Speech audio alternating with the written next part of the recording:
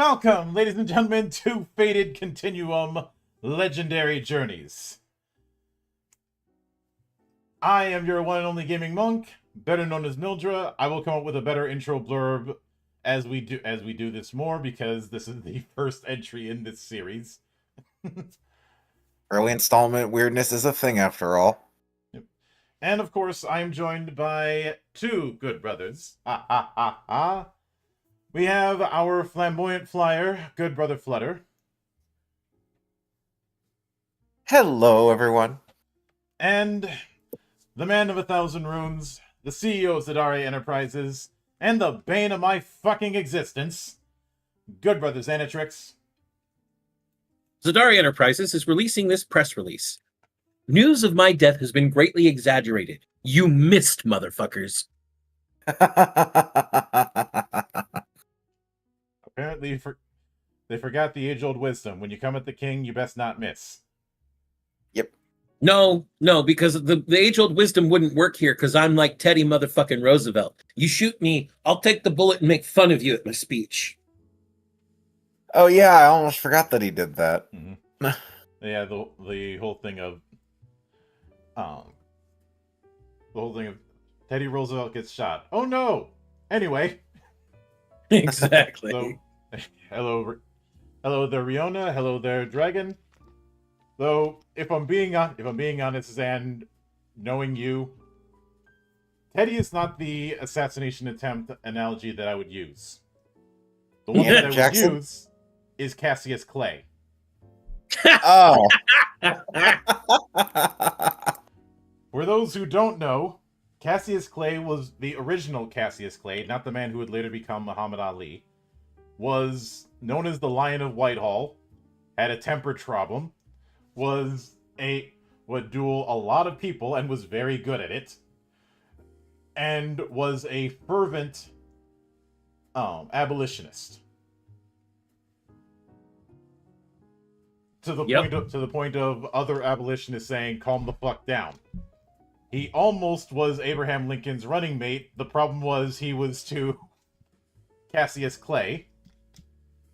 So as a consolation prize, he made him his ambassador to Russia, which was a way to keep Russia out of the American Civil War. Mm-hmm. And also, well, if he starts a fight in Russia, it's in Russia. Who cares? Exactly. But somebody from Louisiana was dumb enough or was paid enough to try and assassinate him.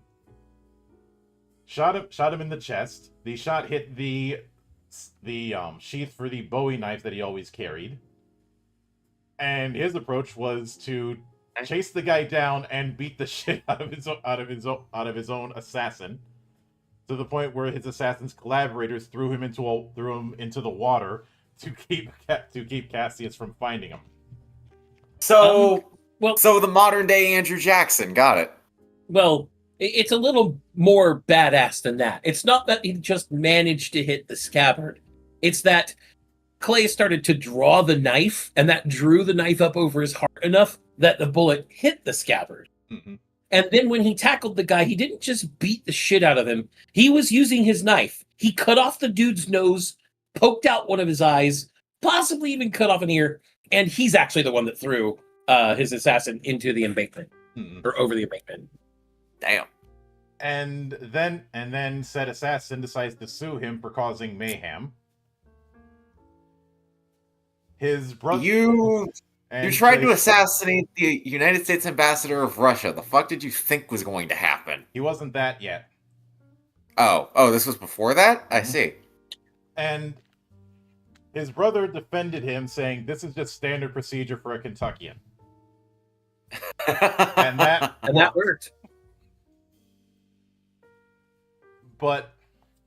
And since Jackson's last regrets were not killing enough people, one of which was his vice president. If that did happen, we could write it off as the Roman handshake.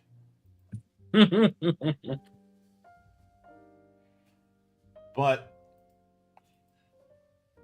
for this particular series, it is going to involve a couple things. One of them is diving into diving into the different FF entries, the different Final Fantasy entries, and exploring how we might adapt them into our Legend Edition.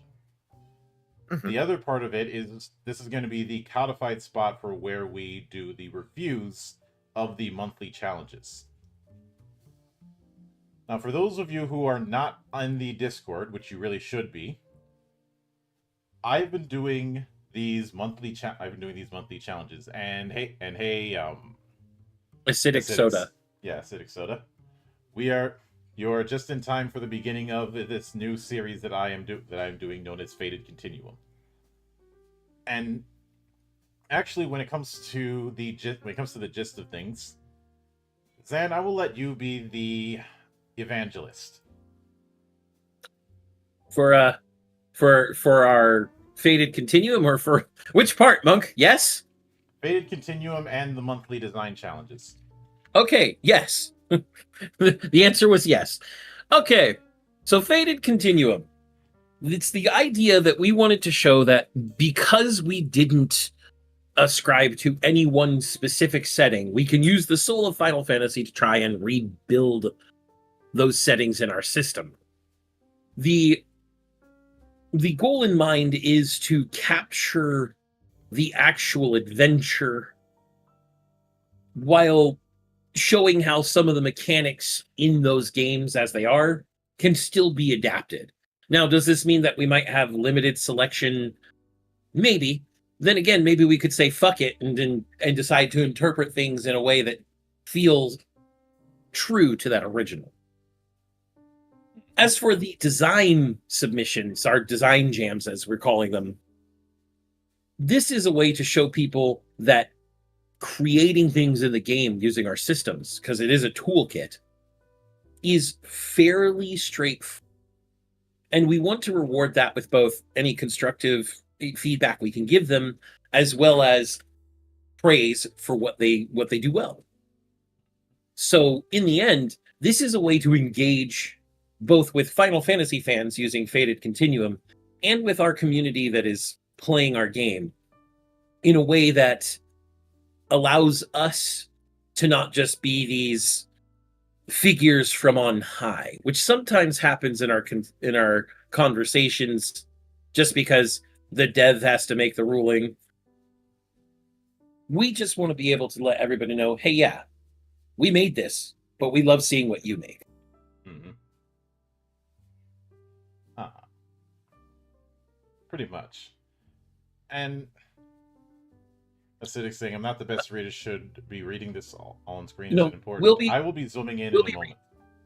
We'll also be reading out these most of these just so that we can, unless they're far too long, then we'll paraphrase. Mm-hmm. But we generally read out the submissions. We did last time, and we will this time.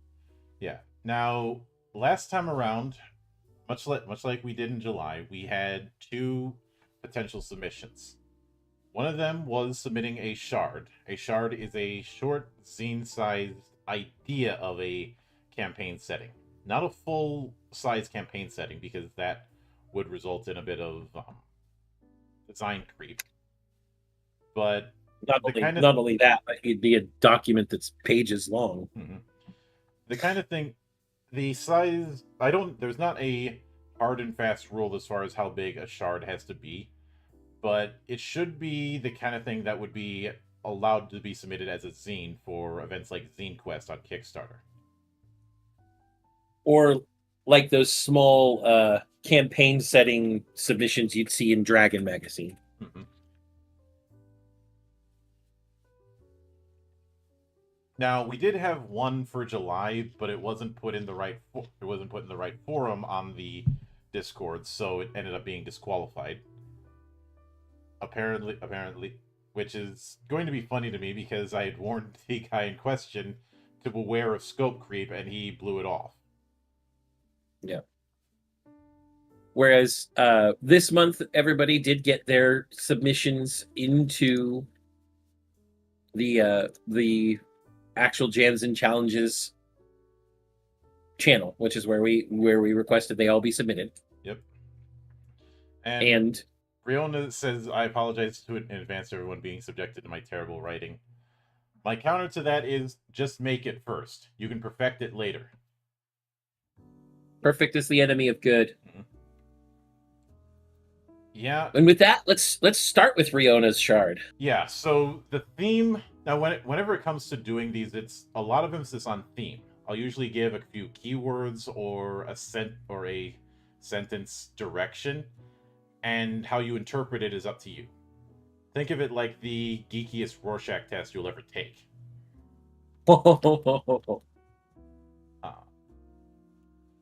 Not to be confused with the true hero of Watchmen, Rorschach. Yes, he is the true hero of that story. Fuck you, Alan Moore.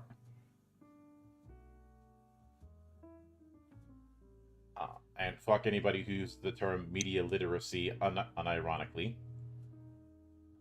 I hate that term. But I'm gonna have to zoom in a bit. I'd say I can read it out if you'd like. Yeah, I've zoomed into 300%. And hello there, Sig. Welcome to the party. Mm-hmm. But our first entry comes from Riona, and this was a bit of a draft. So the setting is Tempesta Fell. For thousands of years, the archipelago nation of Tempesta Fell lives in a rigid caste system. It's formed into pillars under the guidance of 4 primals. They form their lives around embodying the tenets of their patrons and the iron rules they were assigned at birth. Your parents were smiths, artisans, priests, and so were you until you died, and so it would be your children and your children's children. So essentially, this is very much a caste system. Under blazing heat and steep crags that formed Tempesta in its most primordial state, the Smith Kings hammered out the law and rule of the land from the capital of Alanthor. They ruled Athenor, sorry. They ruled hand in hand with the farmers and miners that followed Titan. The great steel walls and magnificent weapons and crafts they forged with the blessing of fire and stone were held with reverence and respect as they kept the beasts and monsters that plagued the island in check and allowed for the rich and bountiful harvests and ores blessed by Titan to be as fruitful as its people. However, while the iron and uncompromising rule of the Smith Kings extended to all without exception, the steel walls and protection of its soldiers did not. On the other side of the island, the fishing and farming communities of the great merchant cities were protected by the Shivite warrior monks. Children given away or orphaned were given to the followers of Shiva to be tested and raised to the peak of physical or magical prowess. Their fists and minds honed and educated to perfection to protect the people. Their frozen-fisted sisters and brothers formed a close bond with the followers of Leviathan, the primal of water, the tidal merchant fleet. Followers of the Book of Leviticus long served Tempesta as merchants and traders. They were the sole people on the island to know how to sail and interact with the outside world, and to the tradition-bound Smith Kings led them to be treated harshly. While Tempesta fell, new peace, the tension bubbled over the surface. Only grew with time. The island itself began to fracture down the middle. Disparity, distrust, chafing under the rigid caste system, all while the Smith Kings could only tighten their grip in response. Eventually, cracks formed. The death of Rubedo III from strange magic previously unknown to Tempesta finally tore the peace to ribbons. Finger-pointing and politicking quickly devolved into accusations, then inquisitions and burnings, and 2 factions emerged. Put in placeholder names. The traditionalists of fire and stone, and the new wave of ice and sea. We enter this tale 3 months into the war. Losses are already heavy, but both sides still have much strength to bear. But those who still seek peace have formed a quiet union to investigate the death of Rubedo III and the shadowy figures lurking in the fog of war. Repeats a little bit here. Yep. Led by the widow of Rubedo III, a former Shivite abbotess whose prestige and acts of charity and mercy and Herculean efforts for peace before and after the war. It's her name and sway that allows the party to travel as they please and acts as a connective tissue for those still seeking peace. Despite the divide, however holy is to the public a union of healers and alchemists as it was before the war.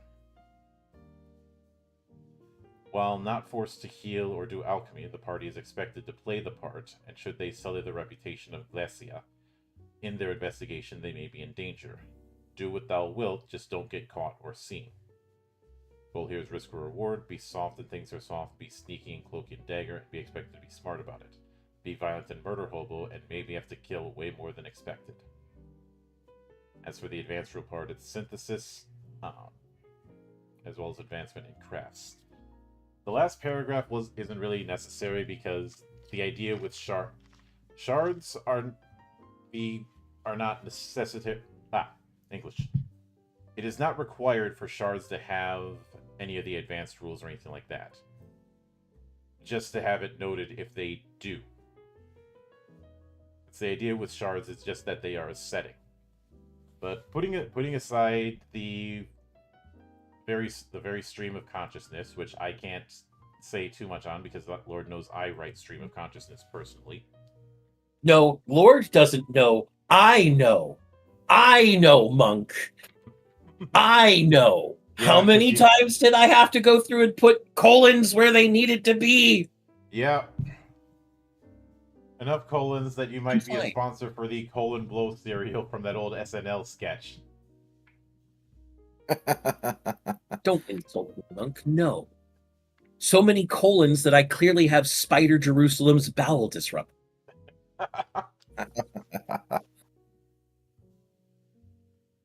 But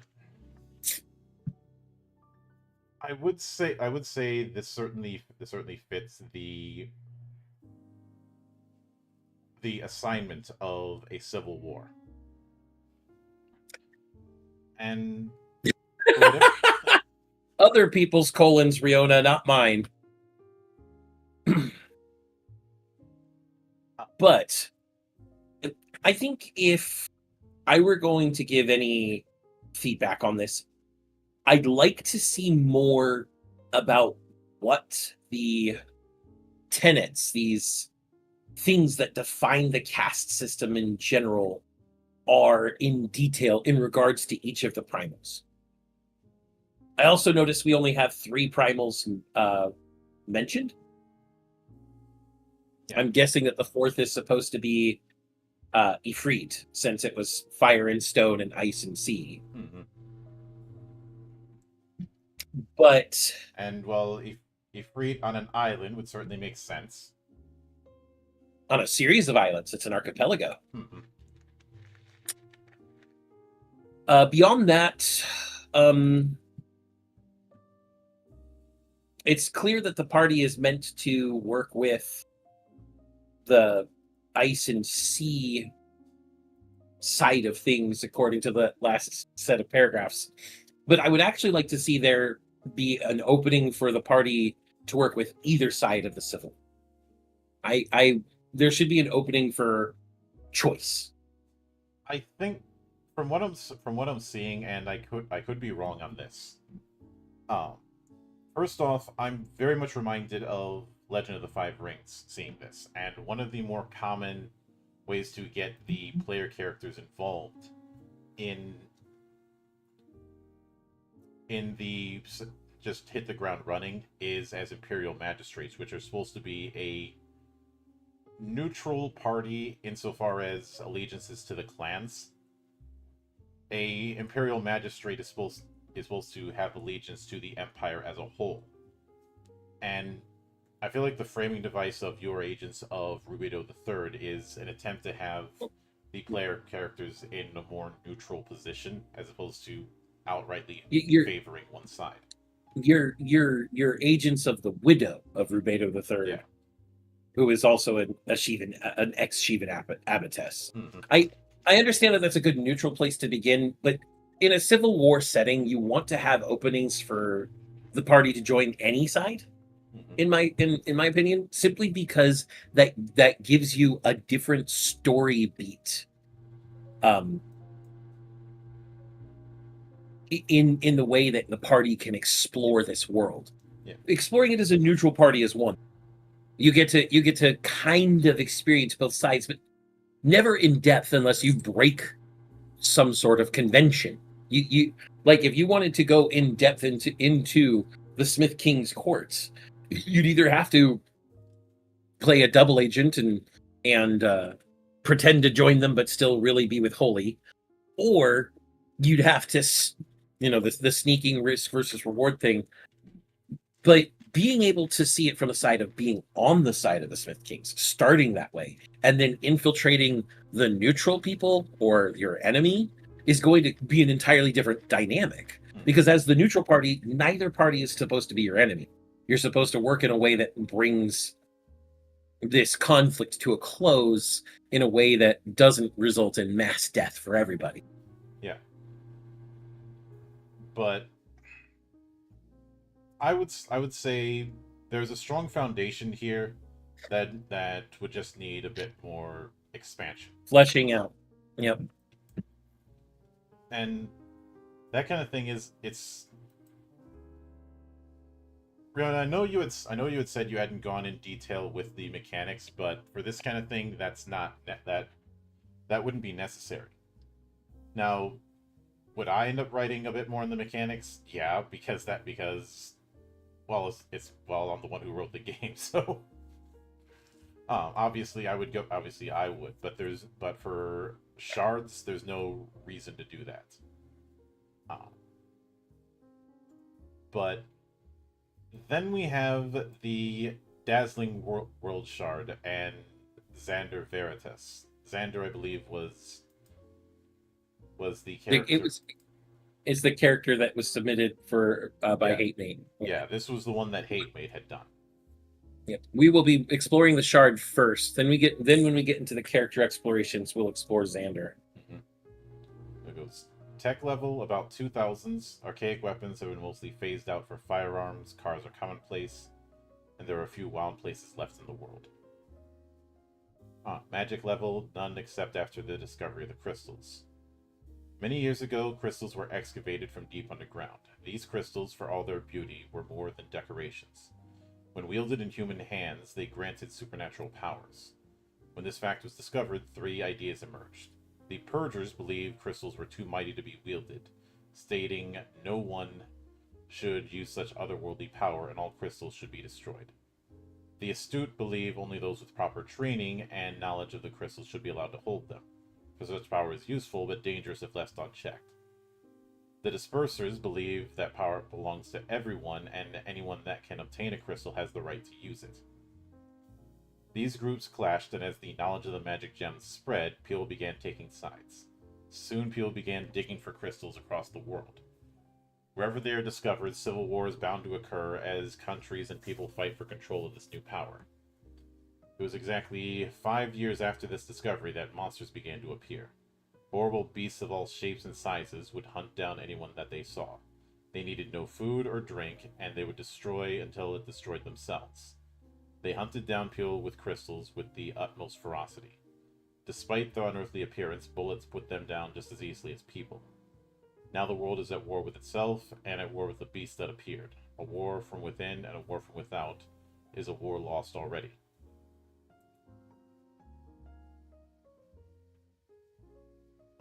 Then, behind the scenes, eons ago, while the world was still forming, a group of beings known as Celestials fought the creature Zethoa and its minions. Try as they might, they were unable to destroy him, so they formed themselves into a crystal prison and trapped him inside, this structure becoming the core of the planet. However, over millions of years, Zethoa began merging with his prison and planned to use it to make himself far stronger than he ever was. The Celestials, still aware despite their change in form, saw their folly. To prevent this, they shattered the crystal prison with Zethoa partially merged into it, breaking his power as well as their own into many fragments, this causing the world's surface to be reshaped. Despite this, they still live. When the crystal's power is used, it brings an immeasurably tiny speck of their power out into the world, and when one is destroyed, it restores the power within back to them. To quicken his own restorations, Zithoa brought monsters to the world to destroy any crystals they find. The Celestials, having their second plan fail, have no choice but to rely on the planet's native creatures to help them destroy Zithoa completely. They seem to hold no love for humanity, they only view them as tools. They have brought forth their own servants, chocobos and oogles, to aid humans down the path they have chosen. They plan to guide the humans into gathering as many crystals as they can before Zithoa gains too much power. After enough crystals have been gathered, they will teach the humans the spell that will finally eradicate Zithoa for good, Supernova. They plan on destroying all humanity and themselves to be rid of them. To be rid of him, sorry. Zithoa and the Celestials both use their powers to influence those who wield the crystals. From the shadows, they are manipulating humans to achieve their goals. But no matter who wins, it will mean the destruction of the planet and the human race. It says, notes, I took inspiration from gun rights and the three major schools of thought on the subject. The major theme of the setting would be about exploring these different schools of thought, as well as the benefits and drawbacks of each. I also wanted to add a greater enemy situation with Zithoa and the Celestials, who themselves have a greater enemy in the primal force of chaos. And the latter part is mostly on the backstory of the character he submitted for the second challenge, that being Xander. We'll review that at that point. Yeah. So we will hold off on the second part of this. We'll come to that later, and instead we want to focus on the shards, because these are the only two shard submissions that we have. Though, yeah. One thing I'd like to make clear to anyone making submissions, make very clear which challenge you are submitting for. If you're submitting for a shard, make that note in the thread you make. If you're submitting for a character design challenge or a different design challenge that isn't a shard, make that clear in that thread. If you're doing both, do them in separate threads. Don't do them in the same one. That will make it a lot easier on me for organizing. Yeah. Remember, this is only the second set of submissions ever, so we're still hammering out all the details, people. So, and while I get the next thing set up, would you mind typing that out in the FFLE general part of our Discord? Sure. So, looking at some of the other ones, rest of the draft. So sorry, but yeah, there's a big influence. Thank you. The input is good. No problem, Riona. Sig saying, I'll try to swing by later if you're still going. Got a mission to accomplish. See you on the trail. Best of luck there, Sig. Your mission, should you choose to accept it. I know I'm not self-destructing. What do I look like here, Jason Hall? Don't answer that. And thank you very much for your feedback and input. Yeah, no problem. Then I do hope you are able to flesh it out. And Dragon asks, when's the next one due? All submissions are due at 11:59 p.m. on the last day of a given month. Central Time, specifically. Yep.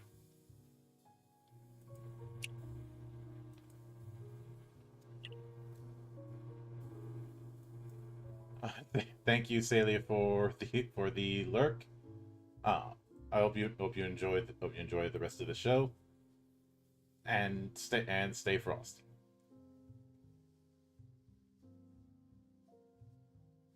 It is kind of amusing that one of the bots I used is called Frosty Tools.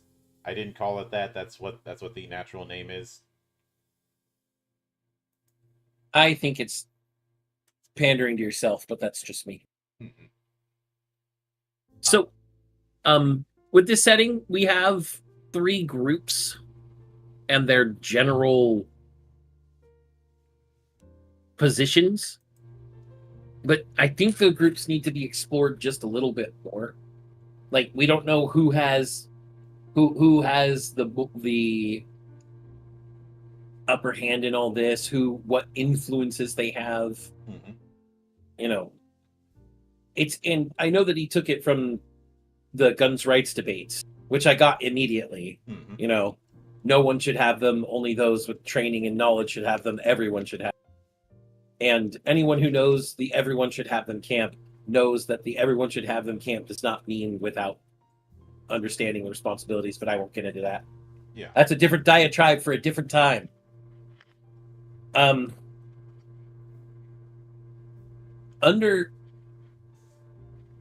Other than that, though, we have a good exploration of what's happening to the world and even the background behind how that way. Mhm. I really like the fact that not only do we have the threat within, but we have the threat without. And well, we've already referenced it once. As everyone knows, whoever watched the Watchmen movie or read the Watchmen comic, an extraordinary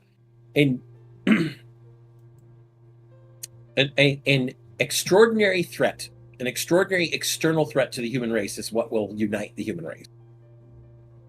So, in this case, the outer threat should eventually unite these three groups, which would end the Civil War.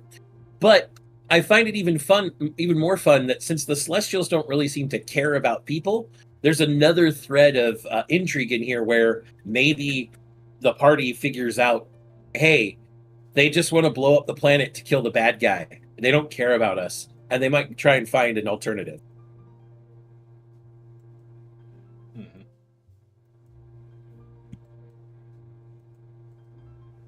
So there's a lot of cool threads to pull here, and the only thing I'd really want to see is an expansion upon the influences of the three parties in question. Yep. And but with that said, in terms of strength of concept, which one of the two shard entries do you think has the stronger concept? I.e., who do you think is winning the shard challenge based on what you've seen? Comparing the two, I'd have to say Hate Mate took it.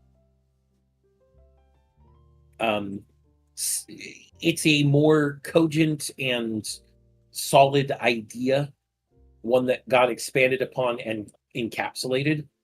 I loved Riona's ideas, but there needed to be that expansion upon them so that we had a better understanding. Mm-hmm.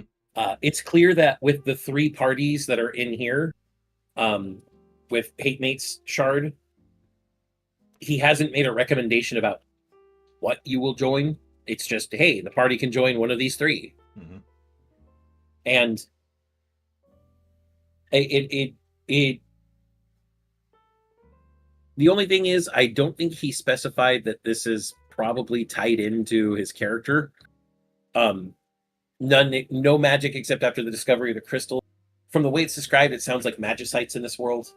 And with that in respect, he should have specified that in the advanced rules, this would have magicite. Yeah, so I think given that, so truth be told, it is honestly a toss up. Both of the entries we have their upsides and their downsides.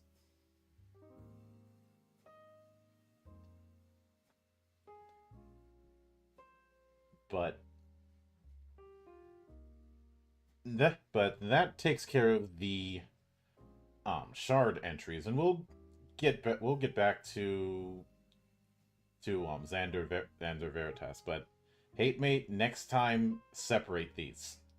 It's going to make things a hell of a lot easier in organization, because I do eventually want to make a site that collects all of the entries in this thing, with credit, of course. But the character challenge this time around was to build a character using one of the advanced rules, and we did have to make some edits to the advanced rules. In fact, that was part of the reason why I did that was to put the advanced rules under the fire to see it was a good idea, because I was seeing a lot of the design discussion primarily on the job system. Which don't get me wrong, I'm not ungrateful to that, but I didn't want that to be overly favored. So that brings us to the first entry, which is Dr. Maxine von Beck. This entry comes to us from Nekohime Muso, who put into the best princess ever. Yep. So we have a bit of a foreword. Mm-hmm. It says, this character has two identities. One is Maxine von Beck, loosely based on an OC, a mecha developer for Shinra's Advanced Weapons Division, who has struck out to put her talents to less destructive use.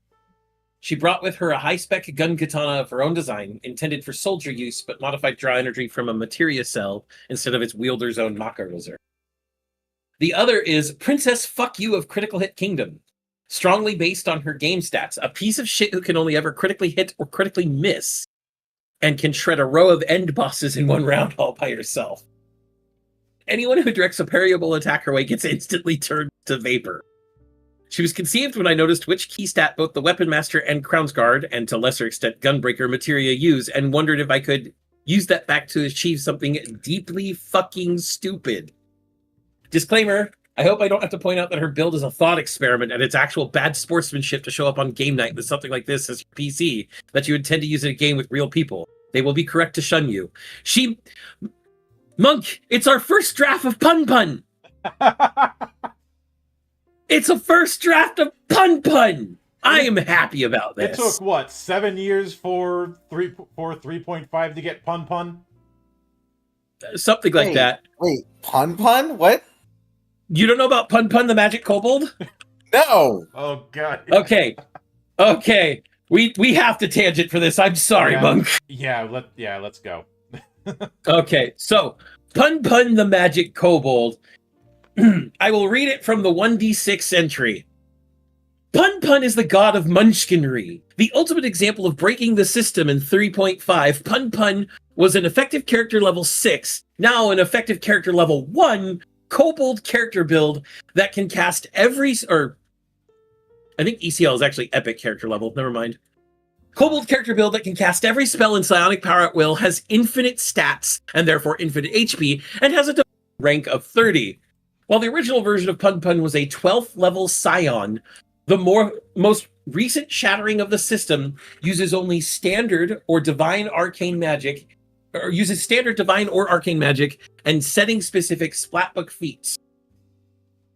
And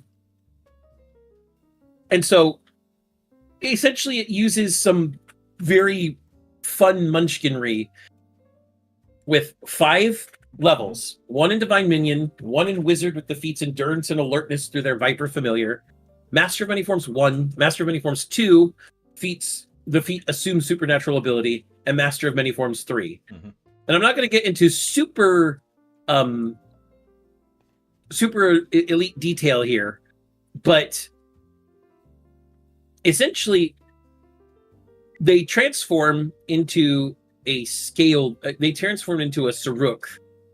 using Manipulate Form and grant things to the Viper Familiar, which then uses Manipulate Form to turn itself into a Saruk and grant things back to Pun Pun, back and forth over and over and over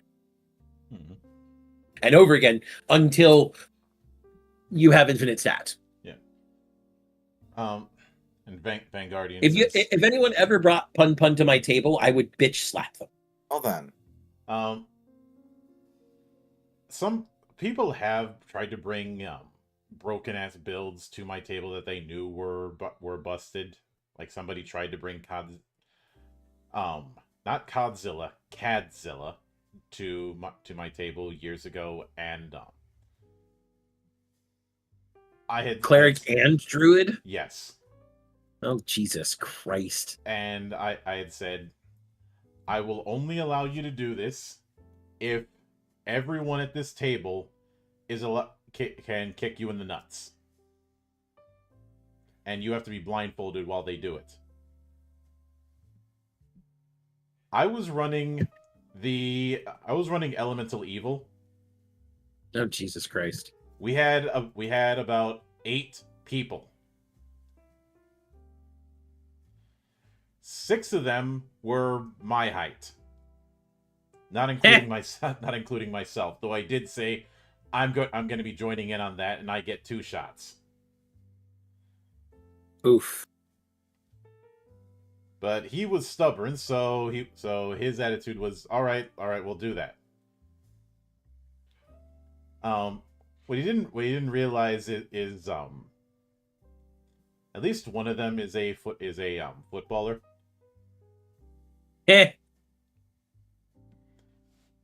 And I knew who he was. I knew what was going to happen, and I told him PK it.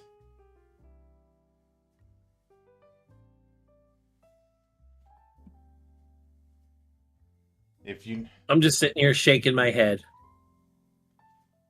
Of course, afterwards he was on the ground, and he still went through the adventure, but he had to step aside and walk every few minutes. Yeah, I can't imagine why. I said, though, if someone brought that up to me now, I would probably teach them the art of involuntary yoga.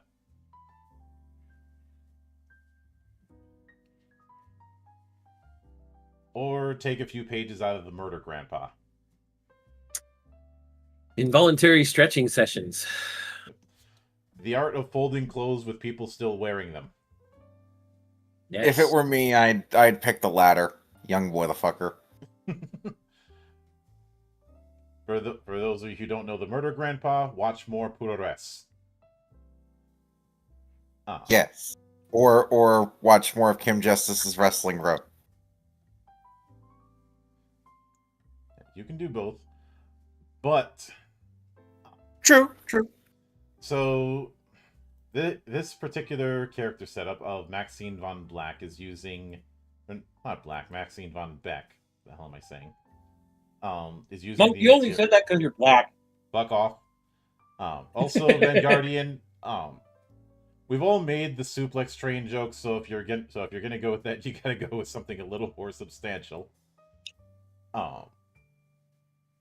But let's see that I did specify that you had to be 5th level, Which she is. 5th level. They went with Adept as their class, which means they get the mechanical linguist thing. And hold on a second, because okay, that was weird. Why is it giving you the zoomed in version of your model on Fugi? And of course, I can't change it. You have to.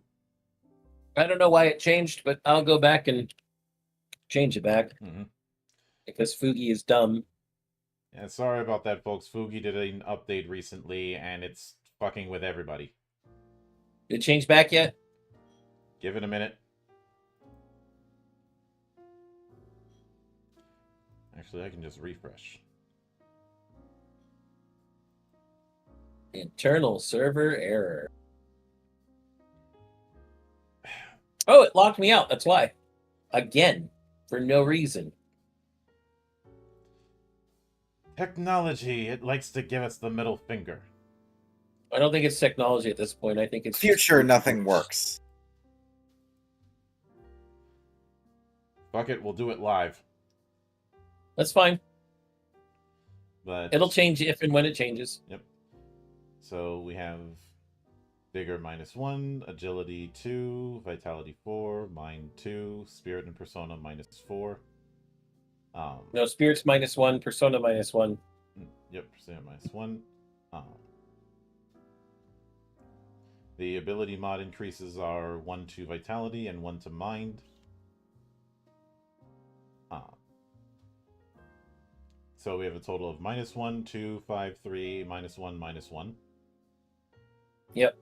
I'm kind of wondering why all of the PCMs and MCMs are checked. Remember, you're supposed to choose one of each as an adept. I think that's a quirk of the spreadsheet. Okay. Might be, yeah. But let's see. For skills, orienteering is an origin skill, and every other skill is trained. With a 3 mind, yeah, that would work. Mm-hmm. Let's see. A knowledge total of 16. With the Shinra Advanced Weaponry Division affiliation. Language of Albed. I don't know why Albed has the question mark. Shinra Encryption and Corporate Jargon. It's a language, I love that.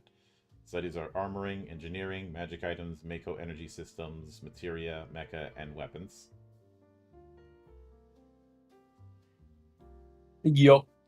So as far as feats, we have Risk Reward 3. I'll get Resistance, Spell Evasion, Multi-Attack, Bushwhack, Size Up, Arrow Guard, Martial Flexibility, Triple Foul, Train Parry, Punishing Defenses, Whirlwind Strike, Depth of Study, and Skill Expertise 1. Yep. I would note that the Arrow Guard and Whirlwind Strike are coming from martial flexibility from Weapon Master. Mm-hmm. So let's look at equipment. Well, let's look at materia first. Yep. Okay, so the materia we have our first off 8 AP. So and actually I'm going to have to let me try zooming in a little bit. 8 AP used from level. Mm-hmm. Yep.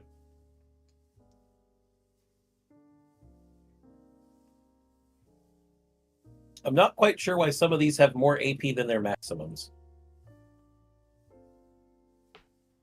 I'm guessing the approach that was done here is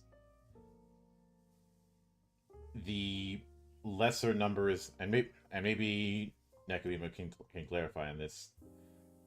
The lesser number is referencing the ability score bonus. Maybe, yeah. Yeah, since vitality is 5 and we have 5 as the AP here. Mind is 3 and agility is 2. Yeah.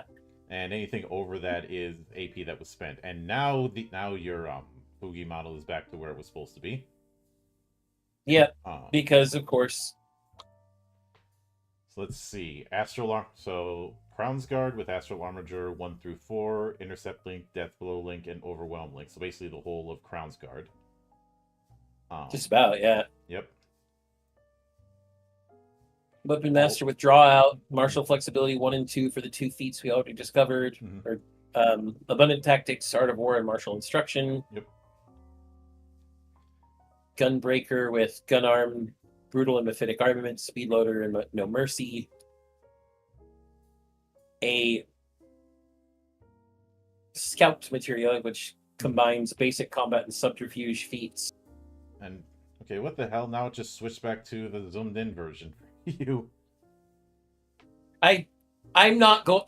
At this point, I just don't care, Monk. Yeah.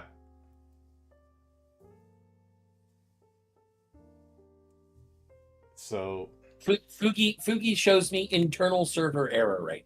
So, I have it's on Fugi's end. Mm-hmm. Fuck them. Yep. I don't care. So the Scout Materia, which is focused on the basic combat and subterfuge. Yep, it's a talent materia. Yep. So risk reward 1, 2, and 3, triple foul, resistance, multi-attack, spell evasion, punishing defenses, and trained parry. And the Harvester Materia, which depth of study, bushwhack, size up, and skill expertise 1 for athletics and orienteering. The time acceleration materia for haste and haste ga. Yep. So, and I've done the math, Monk. AP was spent correctly.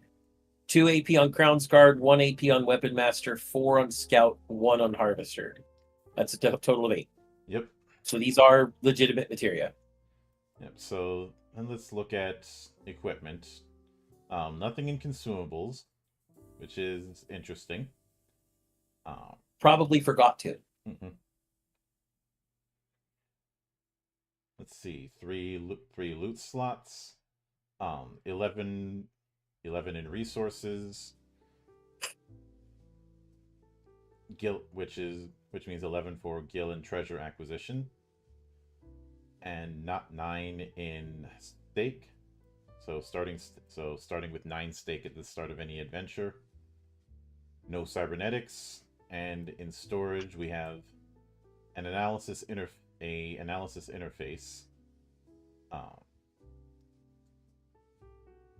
There's a lesser magic item. Mm-hmm. Branch detection Gives module. detecting and increased casting. Yeah. Branch detection module, which gives increased critical and cunning. And hazard analysis module, which is a greater magic item, giving confounding and increased initiative with 2 boons. That's branch prediction module. Yeah, Monk. Branch prediction module. I don't know why. Mm.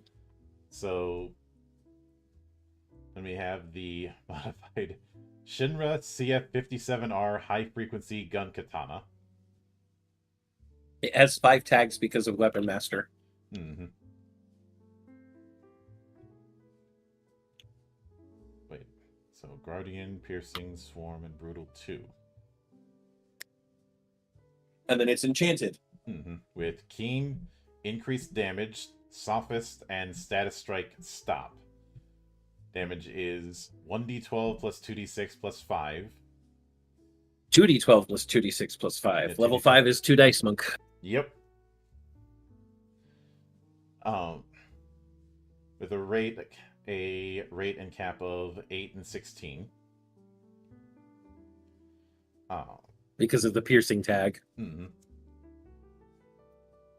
So armor is a Shinra N7 energized exosuit. N7, eh? Yep. I didn't know you were a Spectre. I'm Dr. Maxine von Beck, and this is my favorite store in the Citadel.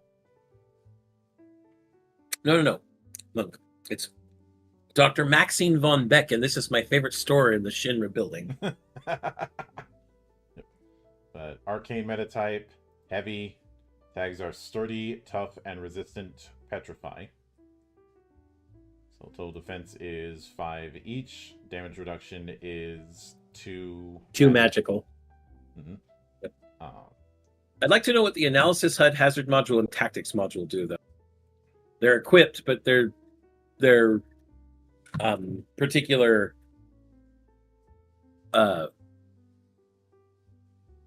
effects aren't listed. Yeah. Unless Beyond that, though. And I can't say it's like we have hazard analysis module, but we have the version in storage, so maybe there was some artifacting. Maybe.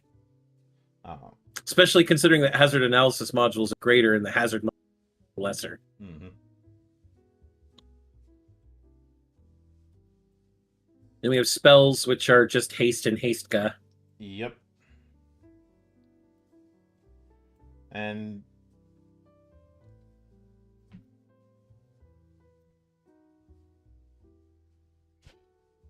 then we have the, although it's Notes page. Yeah, although I should note the spell slots thing. I don't think that's I don't think we have that as applicable when you're dealing with materia.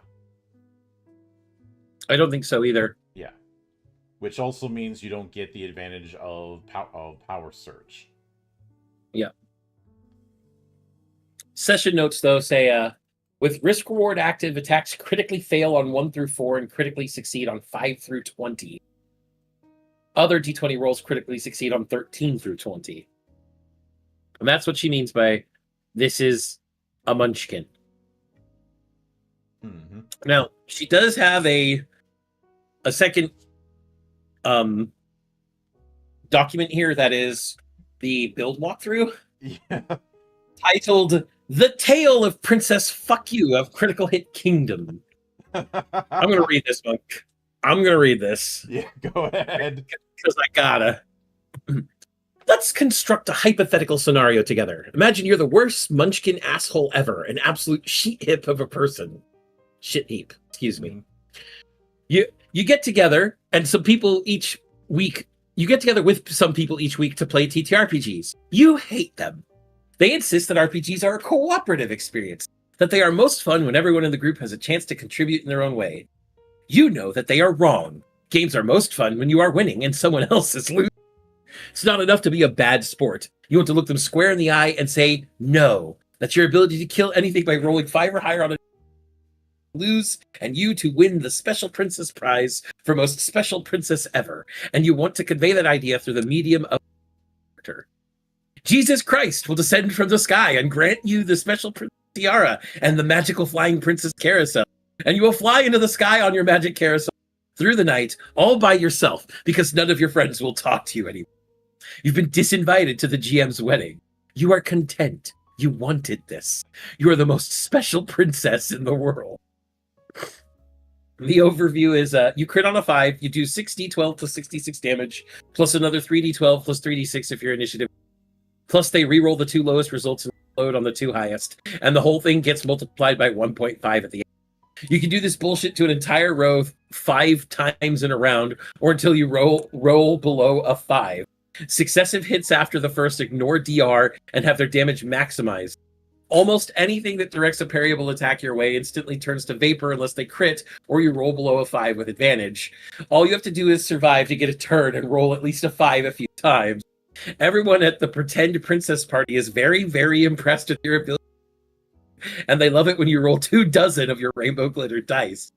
Your real life friends are in another room playing Fiasco, but you don't care. You are still here rolling your dice because glitter and rainbows are the friends a real princess needs. Did I mention all of your attacks inflict stop 10? Race, class, and stats. Hume Albed Adept, -1 to Vigor, 2 to Agility, 5 to Vitality, 3 to Mind, -1 to Spirit, -1 to Persona. Vitality is the key stat for 4 of our 6 materia, so we want to stack as much as we can. We'll facilitate that by making it our PCM with the Adept class. We'll use the Specialist spread and the Albed subrace. Not only can they get a Vitality bonus, it turns out their racial ability is ideal because being a multidisciplinary genius helps you land critical hits. That's also where we put our second ability modifier bonus in Mind. Agility is the runner-up because it's good for skills and we have an ambush feat we'd like to exploit. What they don't have... What? They don't have Albed in FF7? They also didn't tell you to shut the fuck up in FF7, but I'm doing it now. Actually, I'm pretty sure there's a point... Not exactly the words shut the fuck up, but there are points where Barrett shuts up party members by swearing at them. Yes. Yeah. Materia. The keys to this build are Crown's Guard, Vitality, Weapon Master, Vitality, Scout, Basic Combat and Subterfuge, Vitality, and Harvester, Environment and Skill, and Mind. It almost doesn't matter what we do with the other 2 slots. I went with Time Acceleration, Agility for one of them because we have an Ambush Fit, and Time Manipulation is a trope item. It took me a while to settle on the last one. At first I had Samurai, hoping for damage spiking X via Shifu and self-healing via meditation, until I figured out I considered Fencer, but Taunt only penalizes the target with a Bane, and it's reasonable to expect most enemies to pick that, or an AoE, over being parried into non-existent.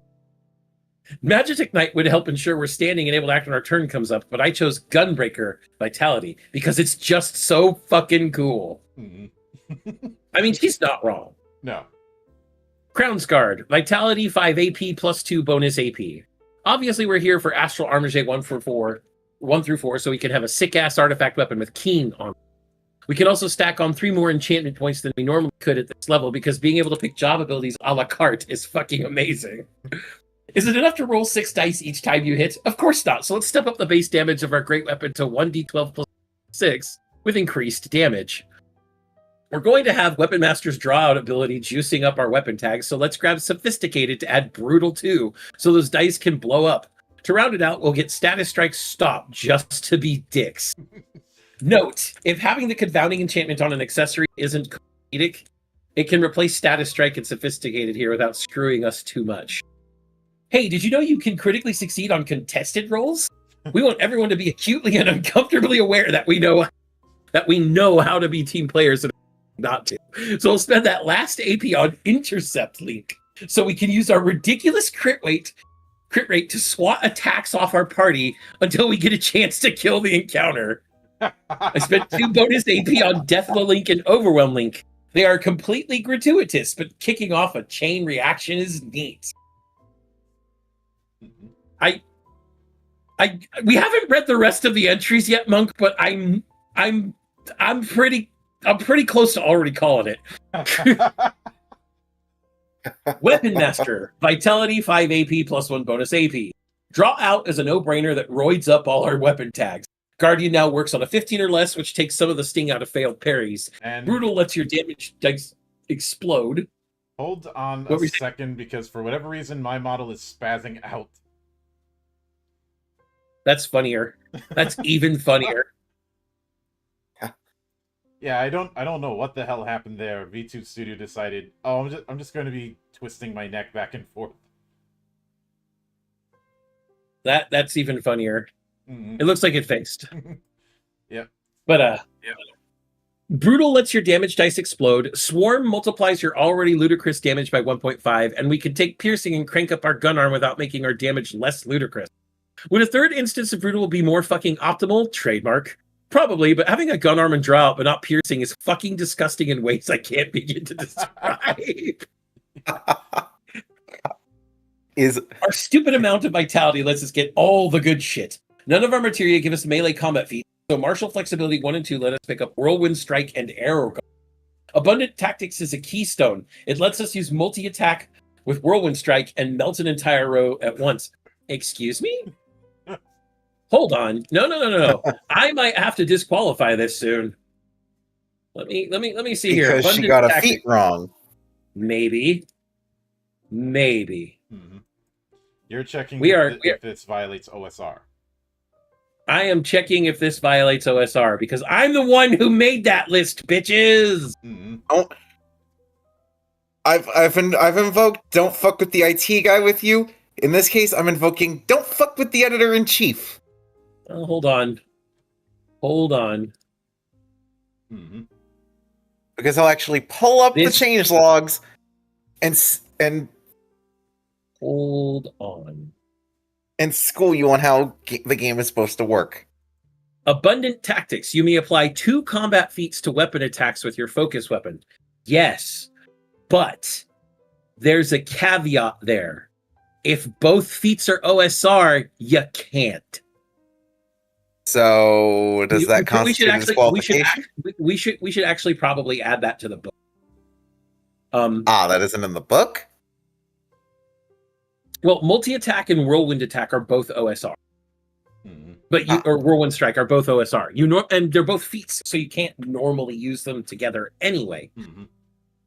With Abundant Tactics, which is also OSR, you can use 2 combat feats at the same time. But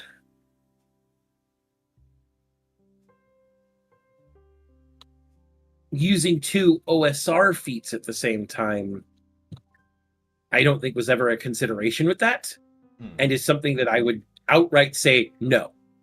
Yeah. You're not whirlwind attacking on multi-attack. So no. does that constitute a disqualification? I would say that this feat combination doesn't work. But you see, the problem is we've designed a character. This isn't how the character is properly designed. The intention of use is different. Yeah. Yep. And just in case I overlooked something with our sick-ass gun katana, Art of War lets us just change it almost whenever. With a bonus AP, we can even fit in martial instruction and let our allies taste some of our bullshit while they watch us go. Then we have Gunbreaker. There's no fire like friendly fire. I don't think that's not what martial instruction does. Martial instruction allows you to grant the effects of one feat you have to one of your allies during downtime. Mm-hmm. Yep. And they get that all the way up until the next downtime. So, next we have the Gunbreaker materia. We're going to be doing so much damage with our crits to so many things at once that nothing else really matters. So fuck it. Let's have a gun arm because they're fucking awesome. With 5 AP, we've got room to add all the gun, arm, and hand stack. Brutal armament, speed loader, and no mercy. With one left over for mephitic armament, which we're probably going to be too busy with abundant tactics to use, but I think it's cool, so we're getting it. Then we get the Scout. Vitality, 5 AP plus 4 bonus AP. Are we nakedly exploring the mechanics to hoard an unreasonable number of feats? Yes. Risk reward 1 through 3 expands our crit range by 8. Triple foul multiplies our damage dice by 3 when we land a crit, so our 2d12 plus 2d6 becomes 6d12 plus 66. Resistance lets us shrug off negative conditions, and with our stupid high vitality, we're ideally positioned for it. That's all 5 of our AP, but we've got discretionary points, bitch! The Banes from multi-attack don't matter, so we can spam it. And we have abundant tactics and whirlwind strike, so we can spam it on an entire row, and the Banes still don't matter. Again, we're going to have to put in that caveat on abundant tactics to say that 2 one-source rule combat feats cannot be used at the same time. Maybe. I don't know. I might let it just stay in because it's something we overlooked and it's actually kind of... Spell evasion rounds out our ability to parried. Trained parry lets us succeed almost 95% of the time instead of almost 80% of the time. And punishing defenses add another damage die, which is actually 2 damage dice. It's actually 6 damage dice because of our sheer math. Brilliant. Harvester. Mind 3 AP plus 1 bonus AP. Yeah, here's where I ran out of vitality materia to abuse. The Cunning Enchantment increases our crit range by 1 for every 5 we have. Normally we'd be exactly there at 5th level, but we have 8 up because of our genetic heritage, and picking up Depth of Study here gives us another 3 for 11. Bushwhack gives us another damage die for faster than our target, which is actually 3 damage dice, which is actually 6 physical dice. Size Up tells us a bunch of stuff we don't need to know because we could have filleted the target in the time it took to do that, but it gives us something extra to do with our ridiculous knowledge skill. I don't even remember what skill expertise is for, but fuck it, I'm on a deadline. You're getting skill expertise.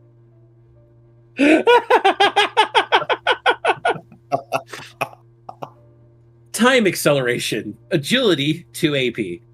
To be real for a moment, we're not going to kill everything on round 1 since we will miss about a 5th of the time.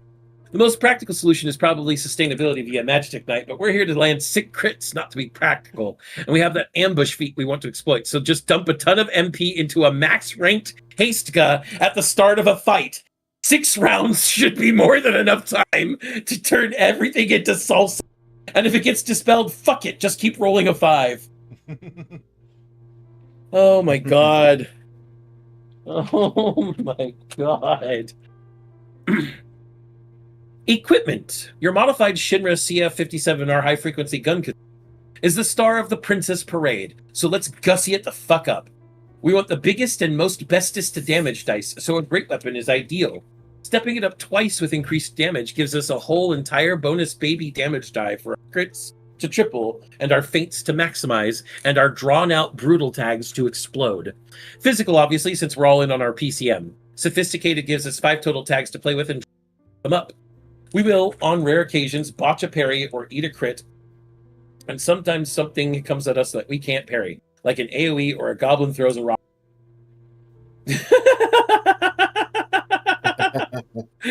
Guardian helps mitigate the consequences of that, with Draw Out making it work on a 15 or less.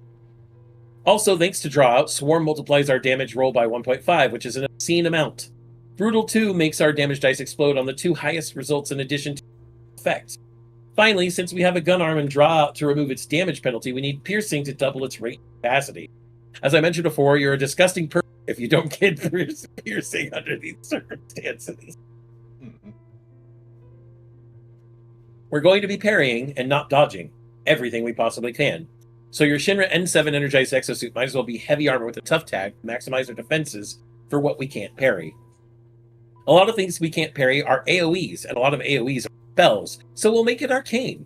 We'll also get the sturdy tag to shore us up against maneuvers and blue magic.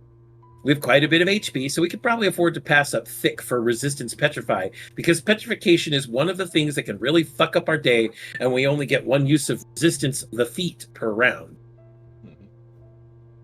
Magic items. The one thing this build needs to pop off as described that isn't covered in the prompt is a lesser tier magic item with increased critical and cunning on it. And I don't think it's unreasonable to assume I have at least one lesser item. They're both self-explanatory. Cunning is why we went out of our way to get all in the first place. If we get a whole ass loadout, the next thing on our shopping list is a greater item with confounding and increased initiative. Confounding lets you turn all your crits into, say, feint maneuvers, and all your hits are crits, so all your hits are feints. So your target has damage vulnerability X against successive hits after the first, and we don't even have to wait for the next round to follow up. So damage spiky can just go fuck itself. Increased initiative helps us go faster and trigger bushwhack more often, since we can still get normal successes on initiative rolls. Another lesser item with detecting and increased casting would also help. Detecting fits our science genius girl high concept, and increased casting lets us shit out high rank haste skills a little easier. Did I mention increased critical cunning and keen work on any d20 roll, not just attacks? Epilogue. Nightmares waken in dawn, praying for the end. My name is Susie, and this is the end of my essay. I did this. I learned how to play a new game and how to be a terrible sport at it, and I got to ride a pony, but the horse person was walking next to us telling it where to go. I hope I get a pony for my birthday so I can ride it where I want. Then I can ride it to Samning's house and let it poop on her lawn because she put gum in my hair on purpose. My dream job is to work at a D20 roll a 5 as much as they're supposed to. I hope I put enough words to get a good grade. Thank you for reading my essay about... This is a fucking fever dream. Yeah. And I'm quiet. Now, I know we have to be fair and we have to read the other character. Fucking, I'm already calling Nekahime as the winner. I don't give a fuck, Monk. But I appreciate going into details. This seems like something that I would have read on Giant in the Playground if we were using the world's most litigious role-playing game. I don't. I know we have to be fair and read the other ones, and I look forward to reading them. But Jesus Christ, Monk. How they're I hate that we started with this one because now the other two are jumping after Vicula. Yeah, that's my bad. I should have organized it a little bit better. We couldn't have known. Mm-mm. We went in blind. We couldn't have known. Like, I knew she was going to make a busted-ass build, but I didn't know how far it was going to go. But... Also, I was wrong earlier. I will say I was wrong earlier that extra weapon tags are from the sophisticated enchantment and not from Weapon Master, because that doesn't come from Weapon Master. That comes from Sword Saint when they're using a specific martial flow, and that's only getting brutal up to 5. Mm-hmm. I was crossing wires there. I will correct myself. Yeah, but the next one we have was from Stellar Flare. Yep.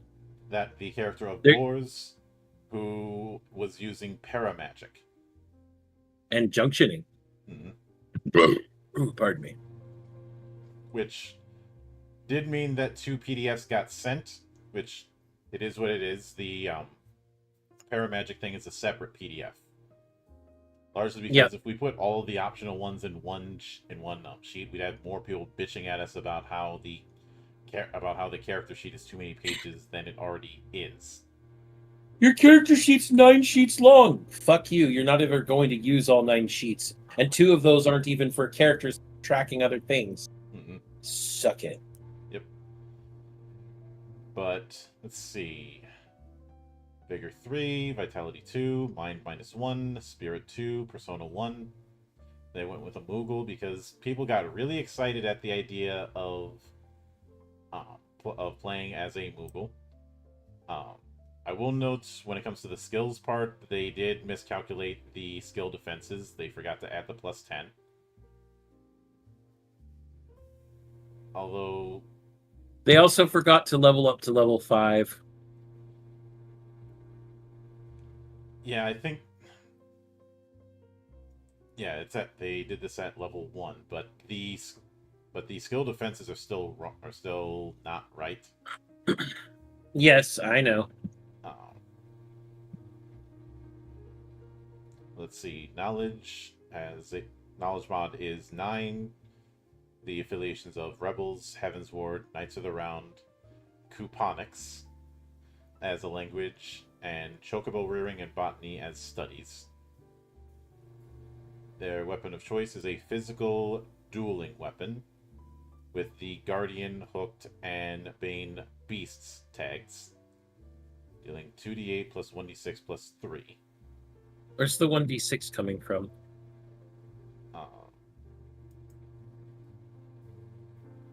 We'll come back to that in a minute. See, armor is physical and heavy with the tags of Defiant Demon, Sturdy, and Tough.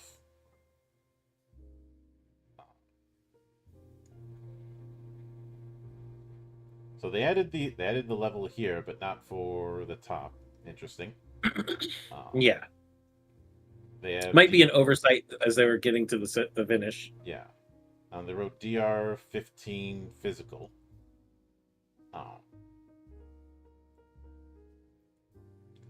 I think but that's not DR.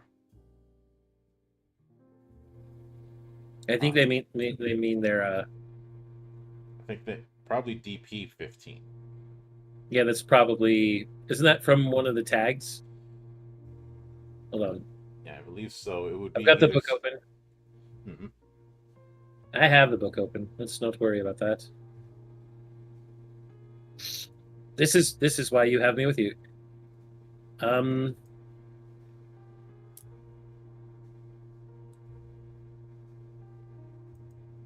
No, that doesn't come from any of those.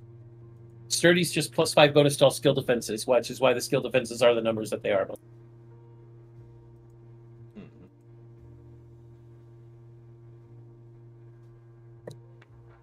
So I don't know where they got DR 15 physical. All right, so I will stand corrected. Let's see, HP is 34, MP is 16. Feats are Silver Lining, Iron Mountain, Armor Expertise, and Mighty Dodge. Let's see. 3 loot slots, 12 in resources, 11 in stake. They have a healing spring, a potion, an antidote, a hero's drink, a light curtain, a lunar curtain, an elixir, and a phoenix pinion. And okay, so the stuff we saw in weapon that was a bit odd is due to their weapon being a magic weapon. Choco Herd's Crook Banner. It's a lesser magic item. Has the enchantments increase skill, presence, element strike, lightning. So we know where that D6 came from. Elemental strike, lightning. Yeah.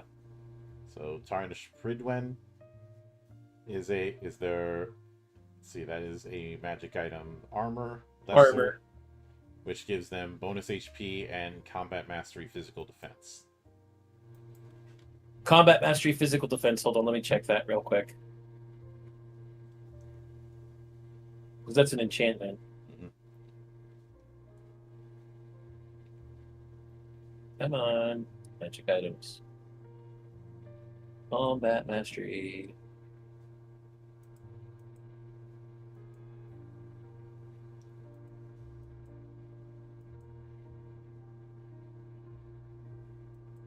I don't see a combat mastery.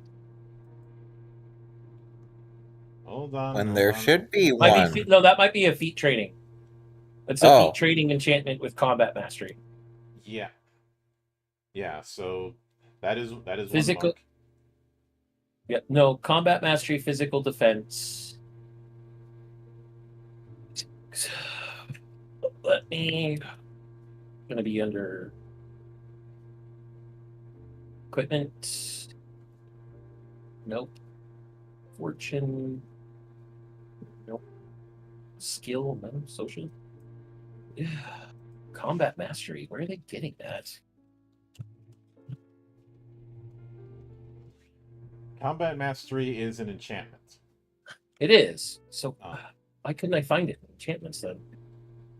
Oh. Yeah, it's a 1-point enchantment that grants a bonus Oh. to either physical defense, magical defense, skill defense, weapon attacks, or spell effects. Oh, there it is. Okay, so what they got is a +2 bonus to physical defense. Yep. Okay. Well, that's all still correct then. Then they have a magic item called the Bootsy of Elaine, which give auto condition haste and evasive. Mhm.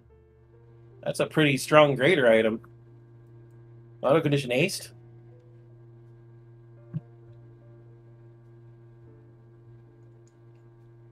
Yeah.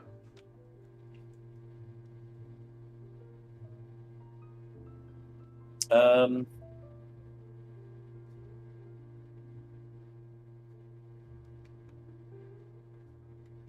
Let's see. Since they went with,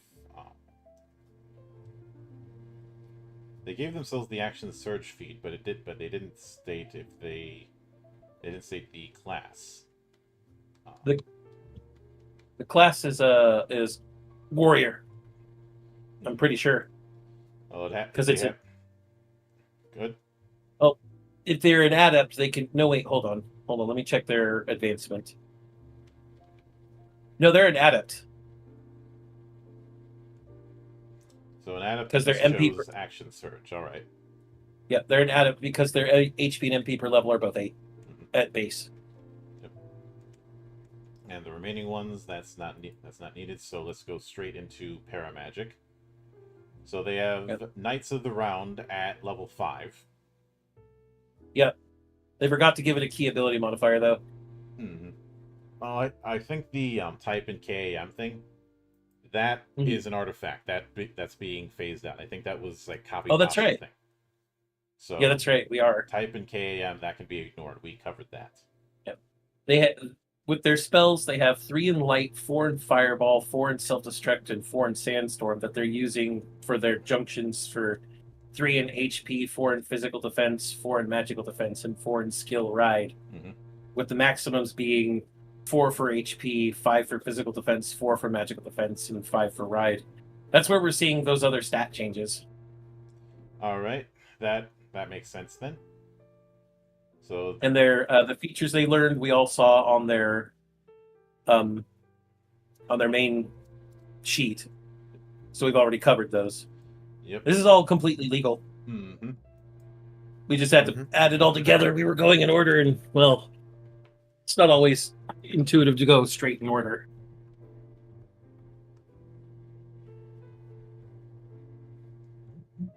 Yeah, though there could be a little more clarification, some labeling, but as it is, the character's completely legal. Mm-hmm. Fits all the hallmarks for Paramagic Conjunction. Yep.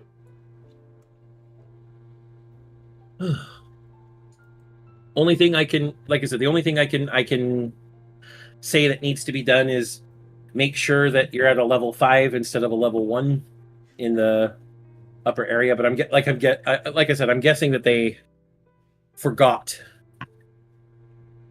to total things out for certain things. Yeah.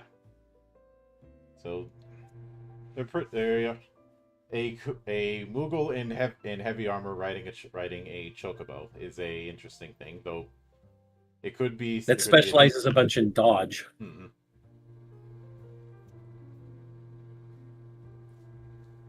Which would be an interesting thing. Then we have Hate Mate's entry, Xander Veritas. Yep. Who is Hume. They are using Magicite, as mentioned. So, let's see. They do have the job set up. So we have Squire, Magitech Knight, and Crownsguard. Yep. Well, they have to have the job set, mostly normal job setup, because Magicite really only does the summoning and teaching of magic. Mm-hmm.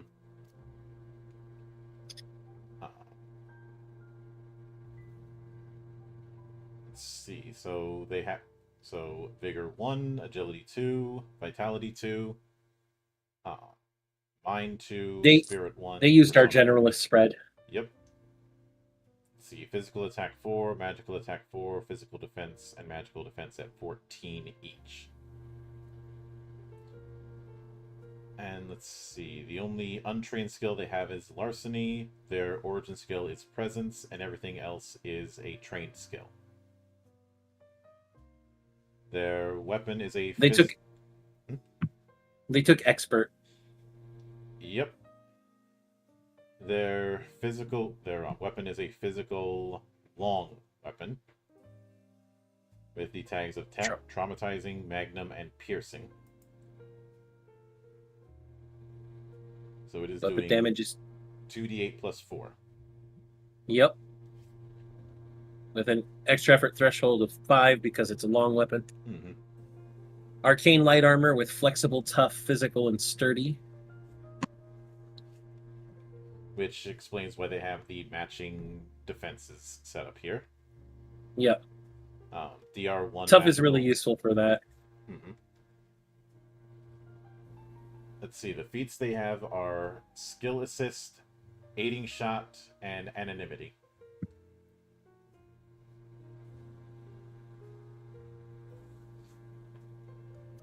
Yep.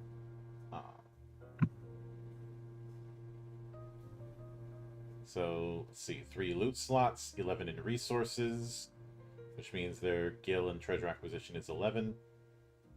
Stake is 9.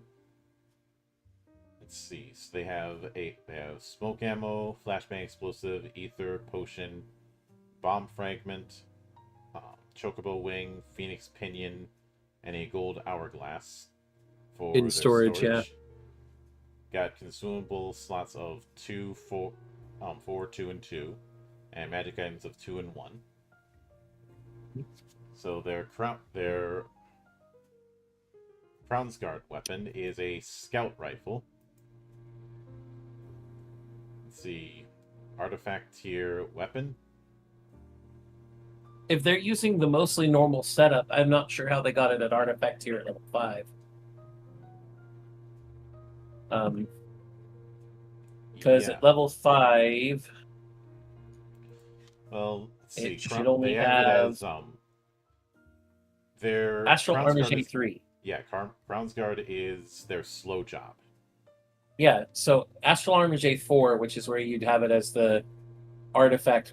Well, oh, I get it. They're just marking it artifact tier because Astral Armor J1 says it's automatically. Let's check the points to make sure it's still legal. That's all. So, job feature, Spirit Master, Spiritism. They have Let me look. Sophisticated, Guardian, and Wounding. Okay, hold on. Let me go back to magic items. They should have 3 points in the first tier of Astral Armor J. Job feature, Spirit Master, Spiritism, and Sophisticated. Okay. Sophisticated is a 1 point, and job feature is a 2 point. That's 3 points. That's legal. Mm-hmm. See, they also have a Shining Bangle, which is a greater magic item. Actually, I think Shining Bangle is their armor. Yep, and it's a greater magic item. Yep. Feat training, Die Hard. I think they wrote Crisis because they're applying the Crisis modifier to Die Hard.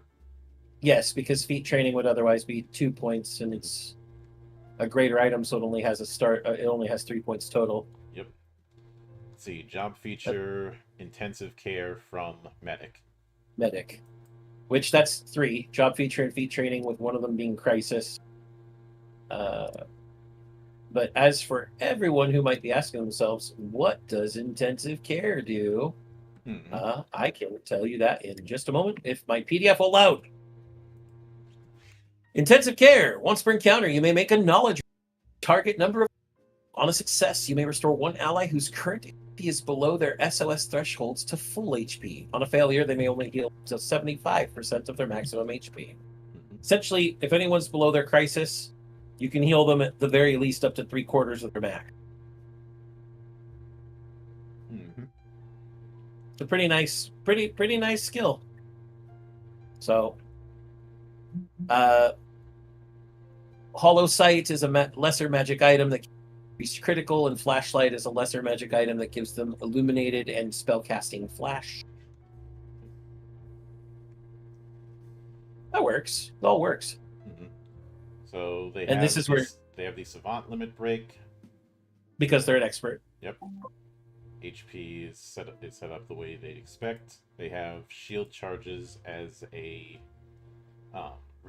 job resource with 4 charges. Yep. They also have marked all of their job features. Mm-hmm.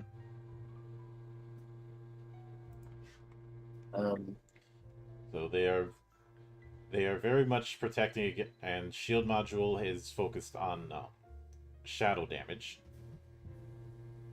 Yep. And then down in their spellcasting, in their spellbook workspace, we see all their stuff is supportive.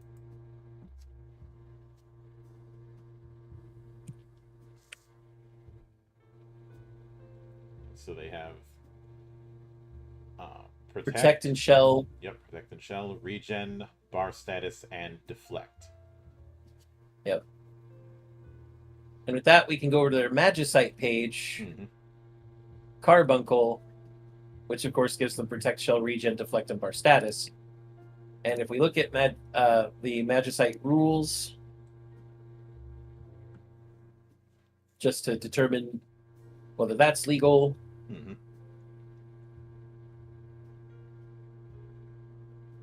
So,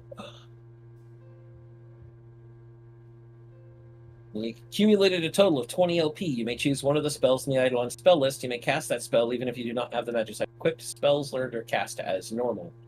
Now, the Magicite is equipped. It's the only Magicite he has. I would assume. Mm-hmm. But what were the rules we gave for use with Magicite? You have 1 Eidolon's Magicite and have permanently learned 5 spells. There you go. That's completely legal too. Yep. So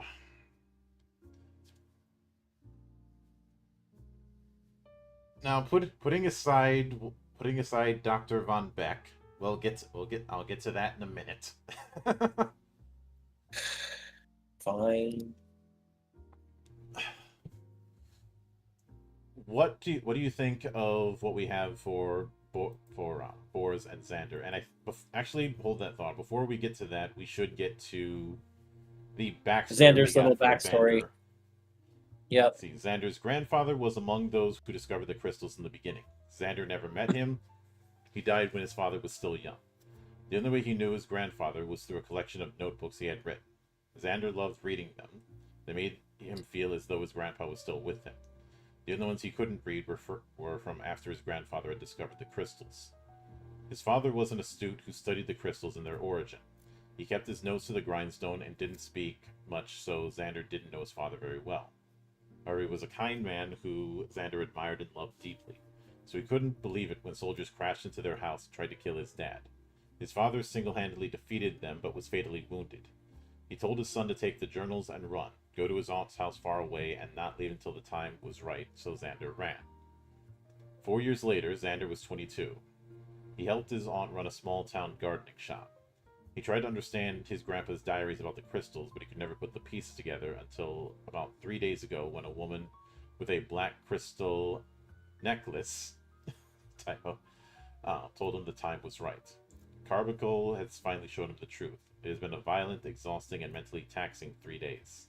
He hasn't slept at all since it all started. Every stranger in the world must have tried to kill him and his friends, thinking that the knowledge held in the notebook could further their causes. They have no idea how wrong they were. Now there is only a short time to reveal what he knows to the world before it's too late. Stronger and stronger monsters have been seeking him out, and he's become public enemy number 1. They all seek to prevent the truth being known, but he will save his world from Zathoa and the other Celestials. He must, or chaos will envelop them all. Notes: the character is more focused on the theme of just some guy rather than mechanically focused. The only thing he has is the Squire job, and the other two, Magitech Knight and Crown's Guard, are blessings from Carbuncle. In a fight, his goal is to inflict conditions and move them around with the Spiritism job as necessary. He can make or job feature. When he can make attack, he mostly fishes for crits with the traumatizing weapon. All right. So between Borse and Xander, I'm a little more inclined to go with Borse, if only because of the fact that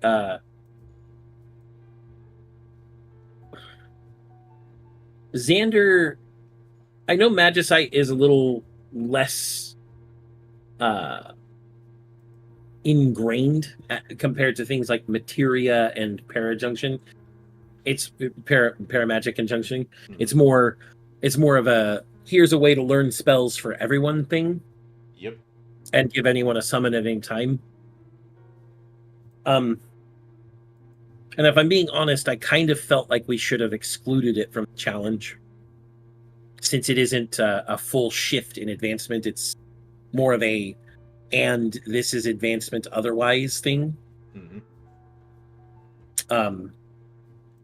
Because with the Magicite advancement system, there's no restriction that says you have to exclude summoning and mage classes from the game. So Magicite's just a way for other people to learn spells and use summons outside of the summoner and mage class.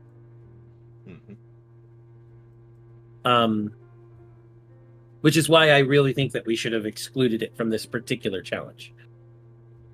However, Hate Mate does show a very good grasp of character creation in general. I would say that his creation is not any less comprehensible or any less cogent than Stellar's was. Yep. I just feel personally that because Stellar used Paramagic, which does require shifting everything from the very character creation, it feels like a truer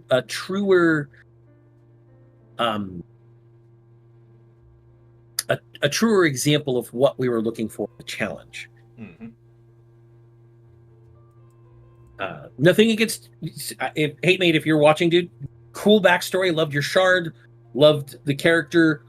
I am not saying the character is bad. I am just saying that Magicite, to me, when this challenge was posted, felt kind of like it wasn't fully encompassing what we were looking for with this challenge.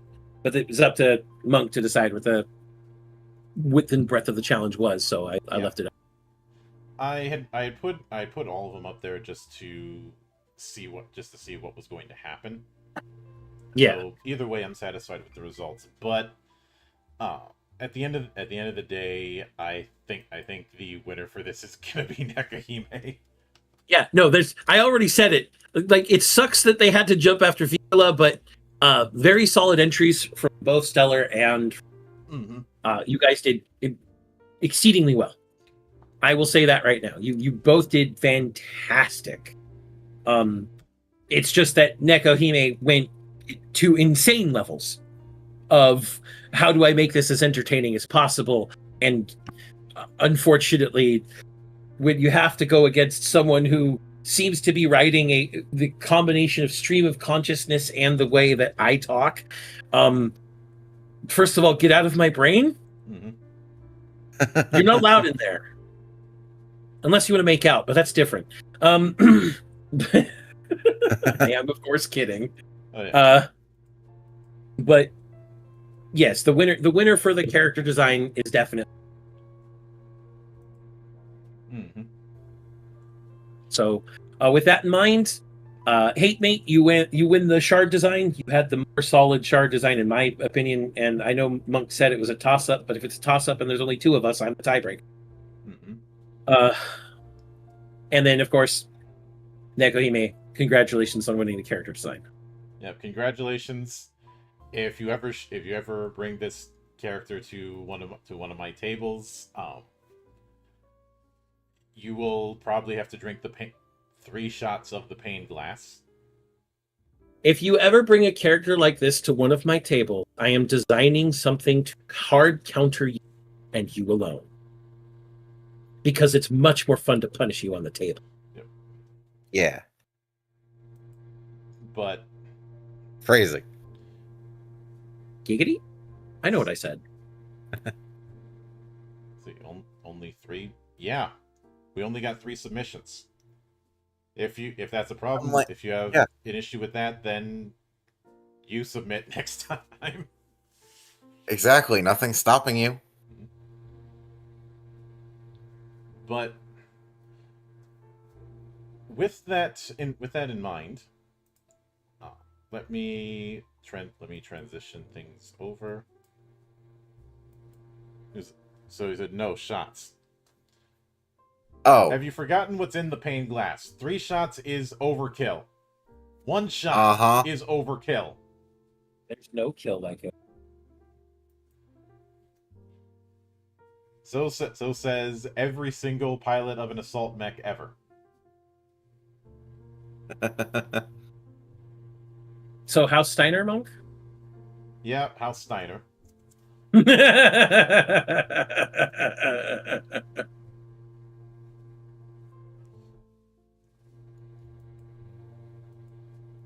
Though a lot of people underestimate how effective you can make light mechs. Like just a few lances of Locust can really annoy anybody because I'm fast as fuck, boy. I'm fast as fuck, boy. You go. Of course, I've made it clear that I have a rule that if anyone fields a Highlander mech, they have to have bagpipe speakers. And the bagpipe speakers must go off if they do jump jets. You know why. If not that, then that one guy shouting Scotland forever. Oh boy. Scotland forever! I was worried you were gonna break your mic again, but I made sure to lean back about 3 feet. Yep. We are gonna take a break for a couple minutes while I refill my water, and when we get back, we're gonna be talking into adapting the original Final Fantasy into Legend Edition, and this is gonna cover classes. This is gonna cover monsters and some equipment. So get your drinks, get your snacks, use the little monk's room if you need to. We will be back in 5.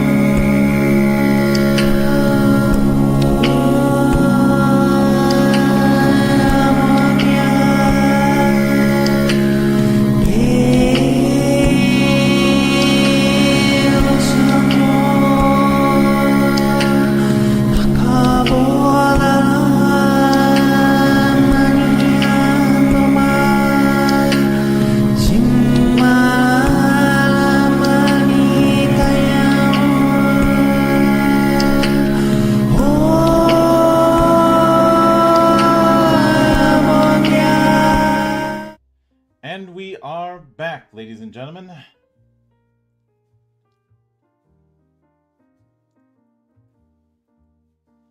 As the chiropractor often says, glad to see you're back.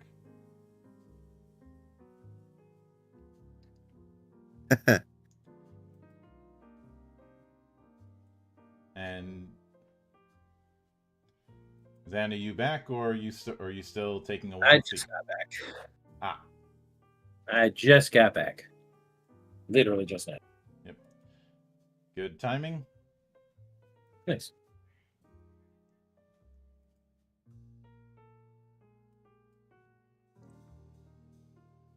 I see it changed me back to my Yeah, it's been hopping back and forth the entire stream, so I don't know. that's a problem with Fugi at that point. Yeah, Yep.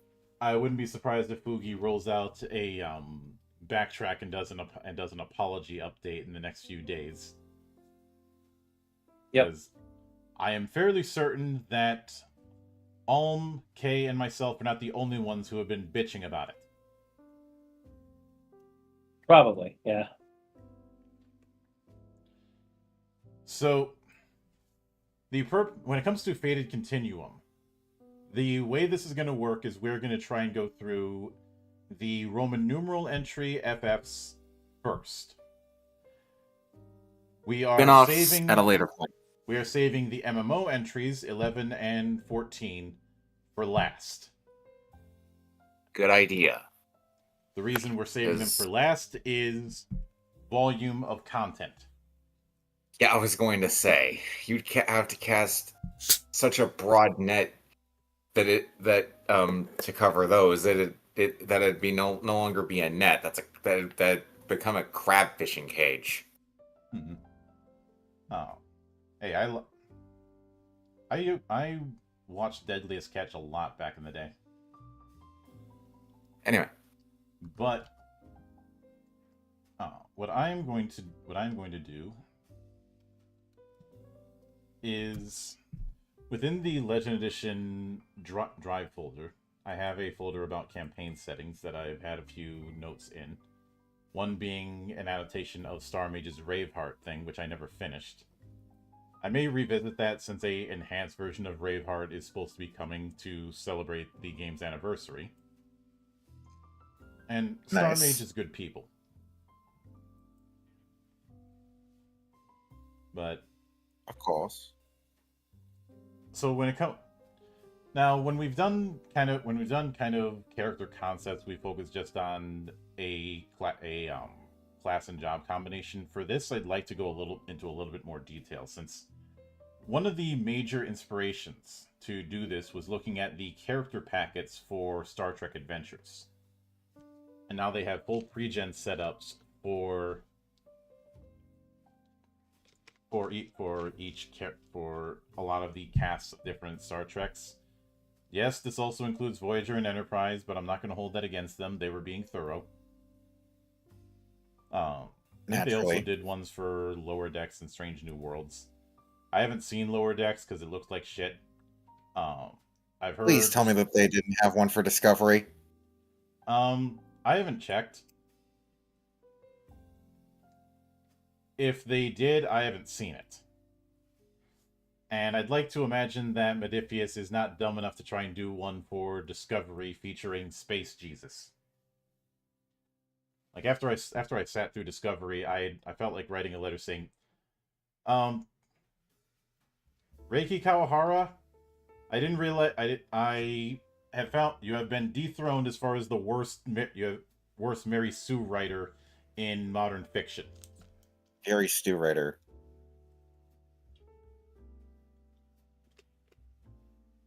Wow, that bad, huh? Oh yeah. Also the whole tardigrades thing didn't exactly help matters, but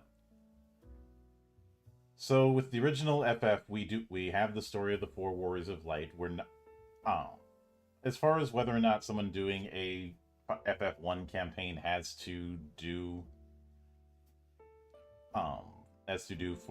a party of 4, that's a GM decision, I think. Yeah.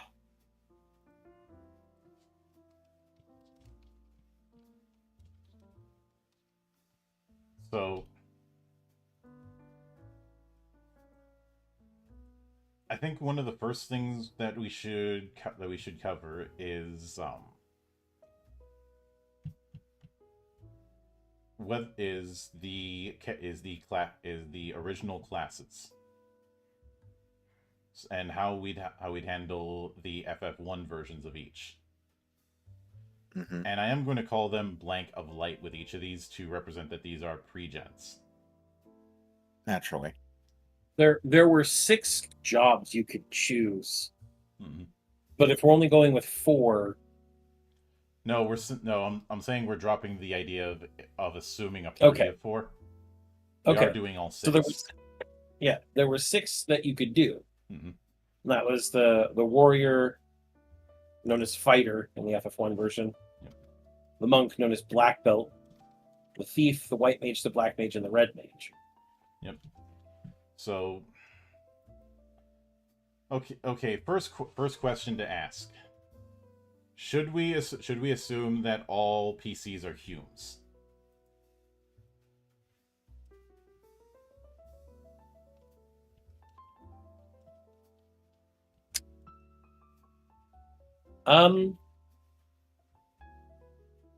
I think in this instance,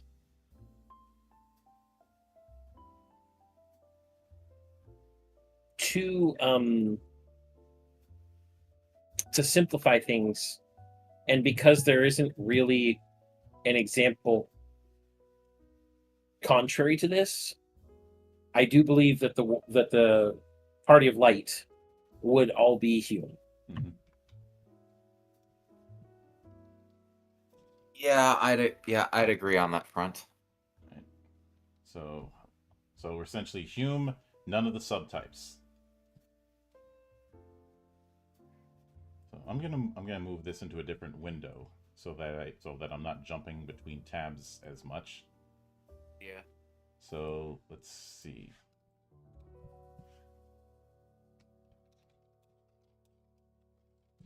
I was tempted to call the Monk of Light Black Belt of Light, but no.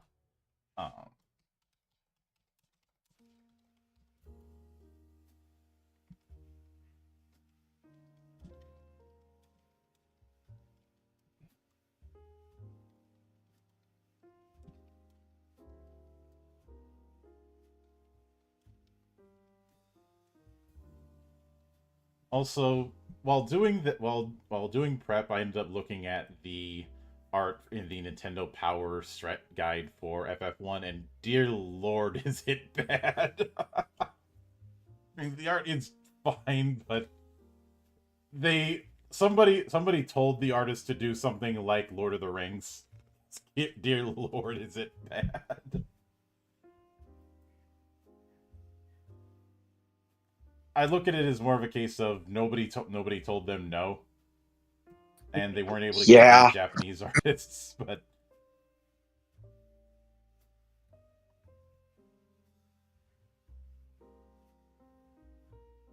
so let's see. Starting with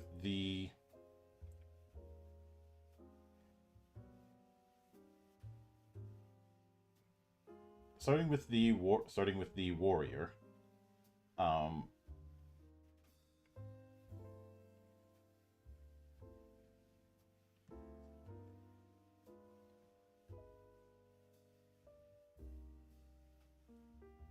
They talk about high offensive stats, high strength, stamina, and HP, dependent on powerful equipment. At the start of the game, it has no special abilities and can only attack. After the blessing of Bahamut, you become knight and can cast white magic up to level 3. Now, here's one question to ponder. Obviously, one of the iconic things with the original Final Fantasy is the class upgrade after the Citadel of Trials.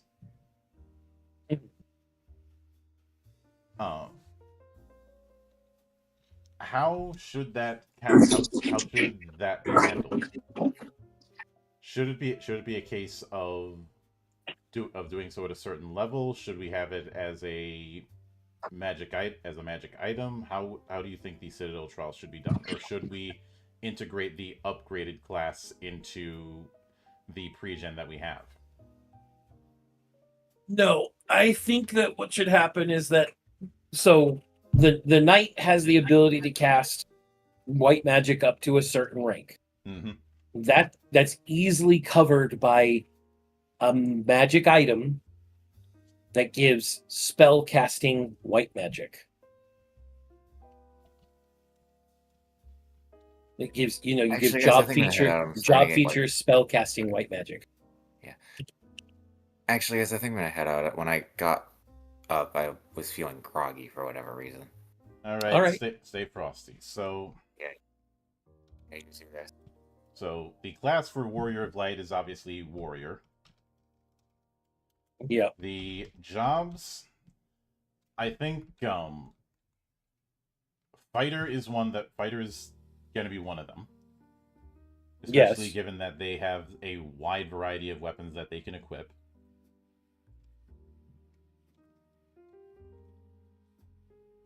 They're rather tanky too. But I don't think Sentinel is what we...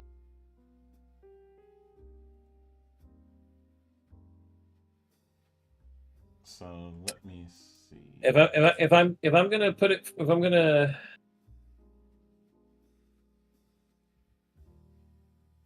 They're gonna have Weapon Master as well, because they use the most powerful weapons, and Weapon Master makes the most powerful weapons the most powerful by drawing out more from them. Yep, so Fighter, Weapon Master.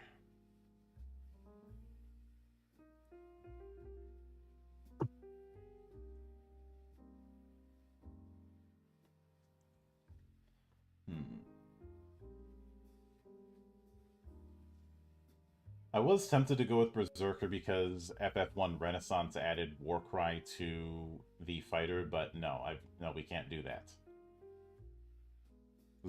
If we add in FF Renaissance, then we have to triple the amount of regens that we do for this. Yeah, let's not. We may cover Renaissance at a much later date when we're covering side stuff and covering non-FF entries. In fact, I do want to bring in people as guests to dive into those entries.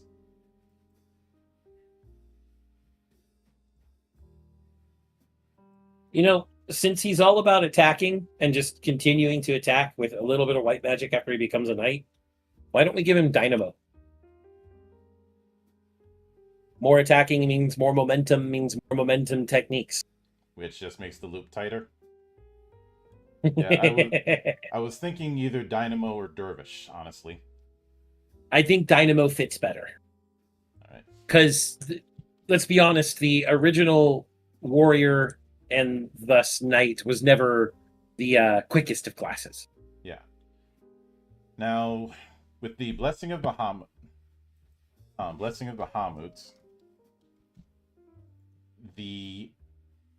you have them being able to cast white magic up to level 3. So how would we replicate that within our system? Or should we hold off on any casting thing until we decide how we handle magic? Yeah, I would say that it'd be better to hold off until we've determined how magic works. All right. So I'm just going to put white magic in brackets just as a placeholder. And as far as the...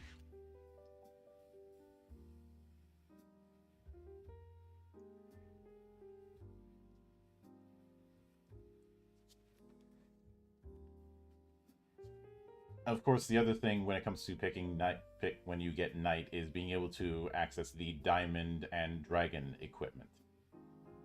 As well as things like Giant's Gloves. But I feel like those things we'll get to later. Though they do list off which spells that you do get.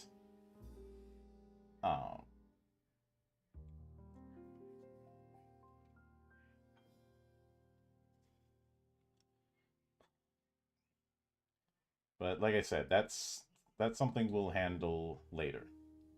Mm-hmm. Oh, I kept.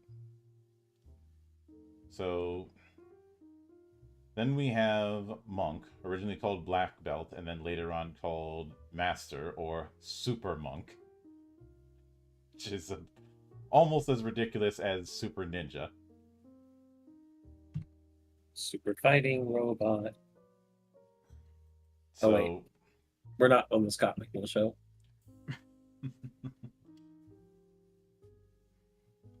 Monks can only use a limited amount of items, couldn't equip shields, but could do crazy amounts of damage.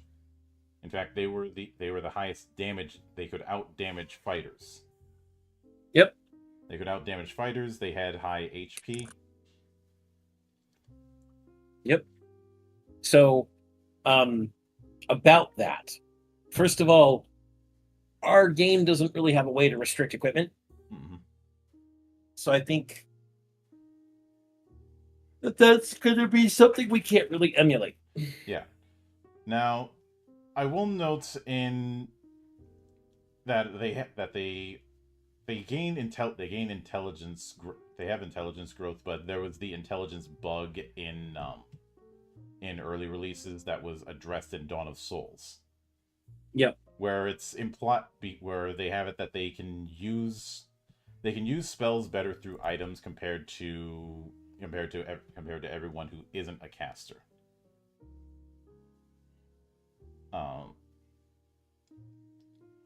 But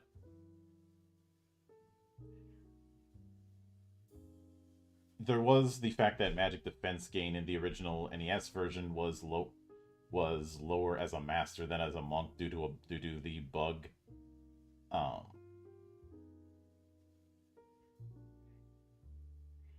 Because they're using completely different formulas. Mm-hmm. And both of them aren't very good at magic defense anyways. So this is where things get weird, where they have this formula set up that's very weird.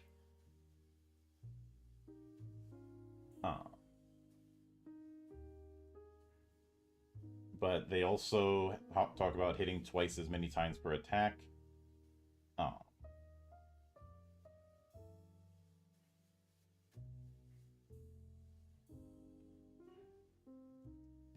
And there was the infamous level check glitch. Yep. I.e., just have ribbon and no weapon, and you can basically break it.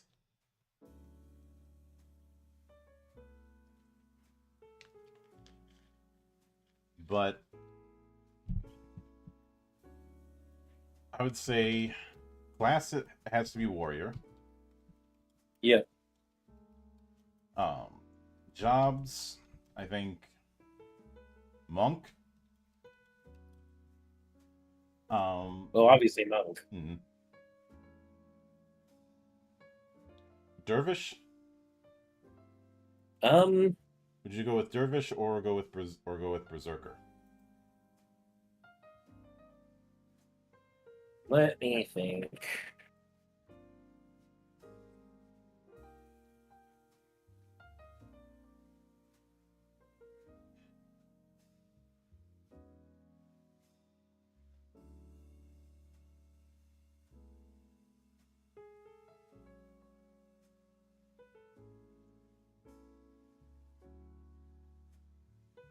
I think Dervish should fit better here. Dervish, and what would you go for the slow job?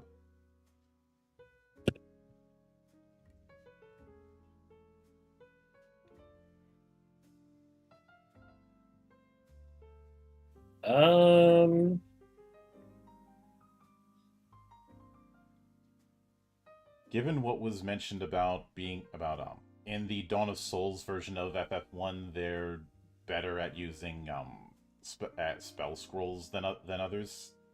Maybe cast. I feel that's I think that's pigeonholing chemists at that point, to be honest.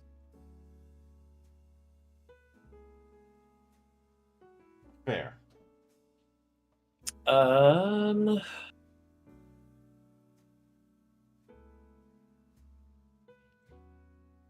What about Fencer?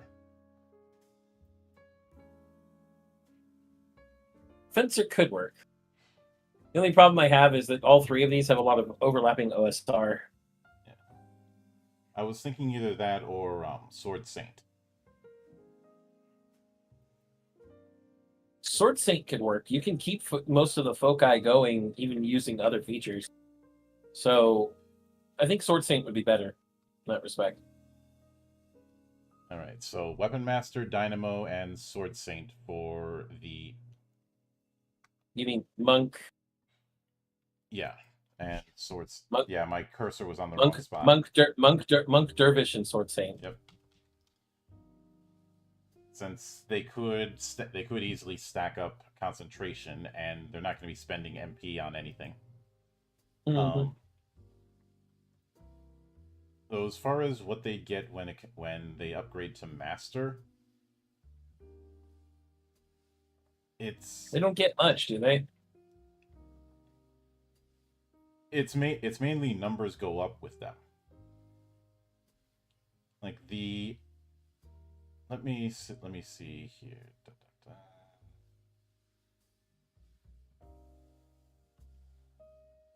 Okay, after completing the Citadel of Trials, you get the class change and any monks become masters. Due to a bug in the original NES version, Master's magic defense gain is much lower than that.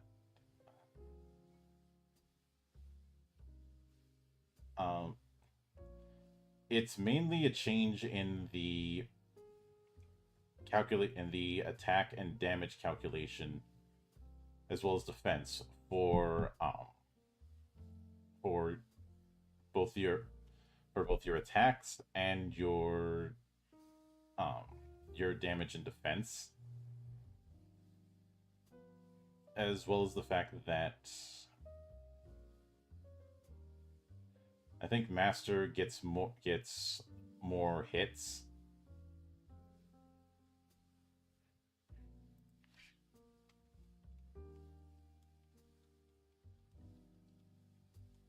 So then,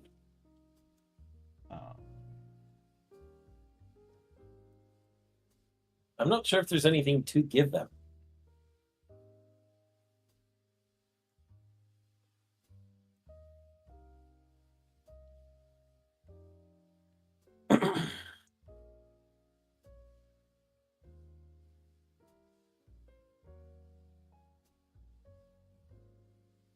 Yeah, the monk is meant to be a glass cannon.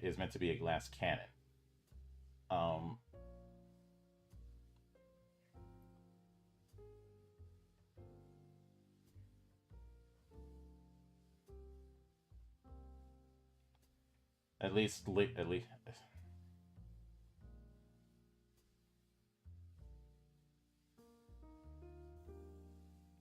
But there is the whole thing of the naked monk, which that kind of thing we can't really do in our system.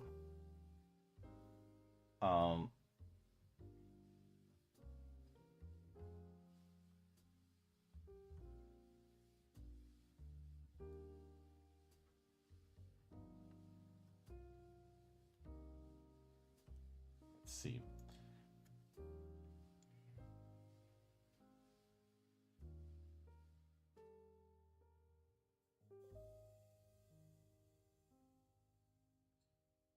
I'd say,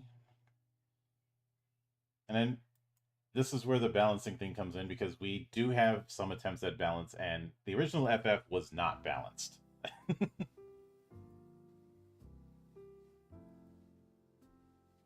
So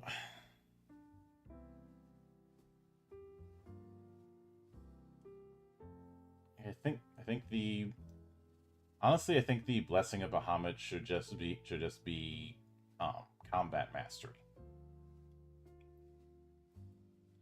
Okay. Because nothing else, because there isn't really compared to the Knight, there isn't really Yeah, a strong enough change. Yeah. Like, it would just be numbers go up, and we don't really have much for that. Mm-hmm. So then there's the thief.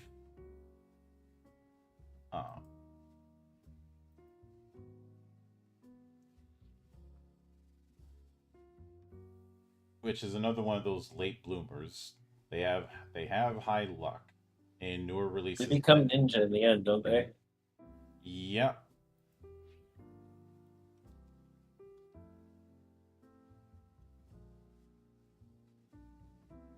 So let's see.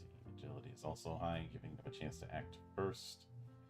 So I would say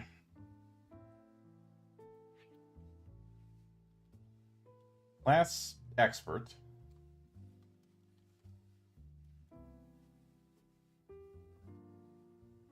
Yeah. Well, I was also going to say that this is one of the cases where I think we should integrate the class change upgrade as part of the 3 jobs. Mm-hmm. Like class expert, definitely thief and ninja each.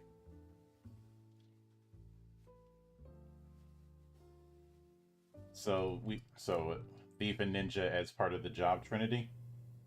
Yes. So which I'd say in that case, I think ninja should be the slow job. Yes. So Since it is meant to be the thief is fast.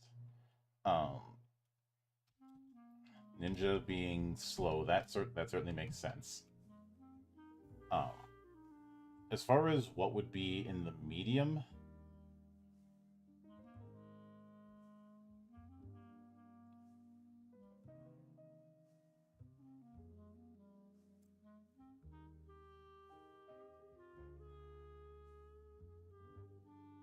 although the thief in the original FF does get access to black magic as their, because obviously it would be I don't think we got ninjutsu as a actual feature until 4.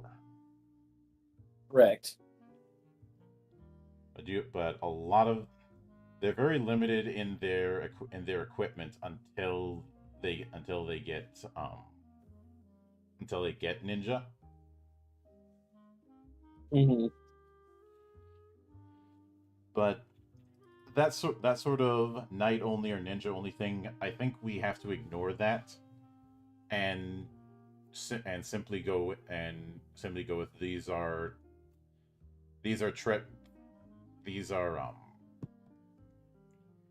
just different treasure type items. Yeah. It was never going to be a 1-to-1 adaptation, just so everybody knows. Yeah, that would be completely impossible. Not just completely impossible, but asinine. Yeah, but thieves when they become ninja get access to black magic up to level 4. See, with that one, we can give them a magic item that gives them spellcasting black mage or spellcasting black magic, just like we did with the fighter becoming the knight and getting spellcasting white magic. Mm-hmm. The thing is, we still haven't really their third job. Third job is ninja. Well, no, I mean third. We decided thief and ninja. Mm-hmm. We didn't decide the medium job. A medium track, which is still their third job. Mm-hmm. I've been organizing these as fast, medium, slow. So yeah. If I were to see here, this is the one that I would say.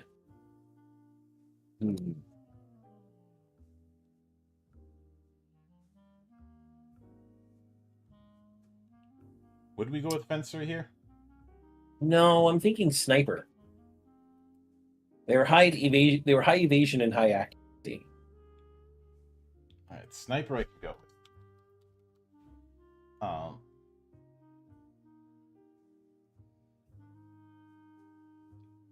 and that brings us to the white mage slash white wizard of light.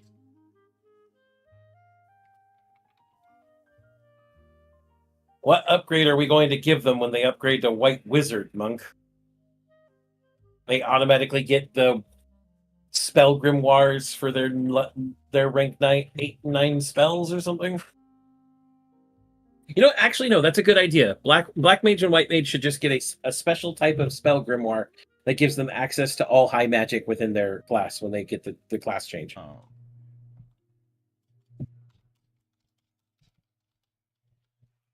Yep.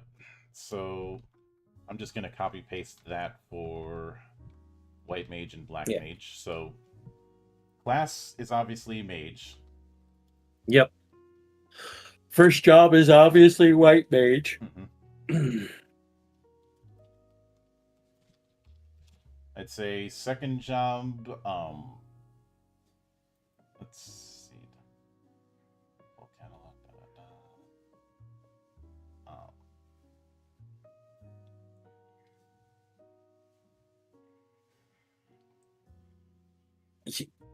White mage is mostly a support class. Mm-hmm. Healing and enhancing spell, mainly.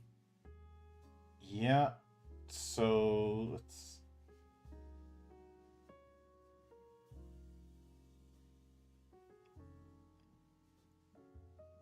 As well as a bit of undead. There is the meme of intelligence does nothing in early games.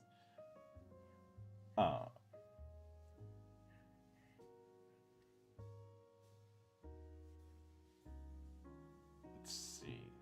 Become white wizards. They have full access to white magic spells and higher stats, making them a pure upgrade. At higher levels, they get access to holy.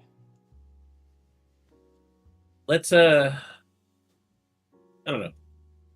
Here's a class or a job trio, and feel free to play around with it. For white mage, we get white mage, medic, and squire. Really focus down on the healing and support. That I can see. I was 50-50 between squire and spirit master. Squire is certainly a better fit. Yeah. And the Blessing of Bahamut is I wrote Grimoire High Magic as a placeholder for now. Yeah. I'm just thinking that there's not really anything you can give them as a magic item that's going to give them something special. It just says, hey, they get access to their highest level magic, and the only thing that does that is a grimoire with magic. Yep. Also, for white mages, it'll never work. It nearly didn't. Multiple times. Mm-hmm. Yeah, that was a case of long-term booking. Yes. You were spending time really grinding out them levels. And as for says white wizard, you say. I assume this what happens after being a gray wizard and stopping Balrog of Morgoth from passing. No, I've already talked about Lord of the Rings TTRPGs. That's a whole other kettle of fish. But let's see. Black mage. Class is mage, of course. Job is black mage for fast.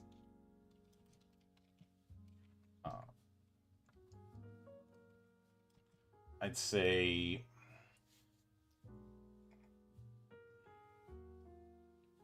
Ravager, perhaps.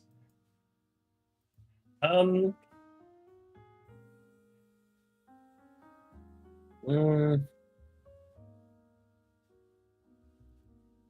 can kind of see Ravager.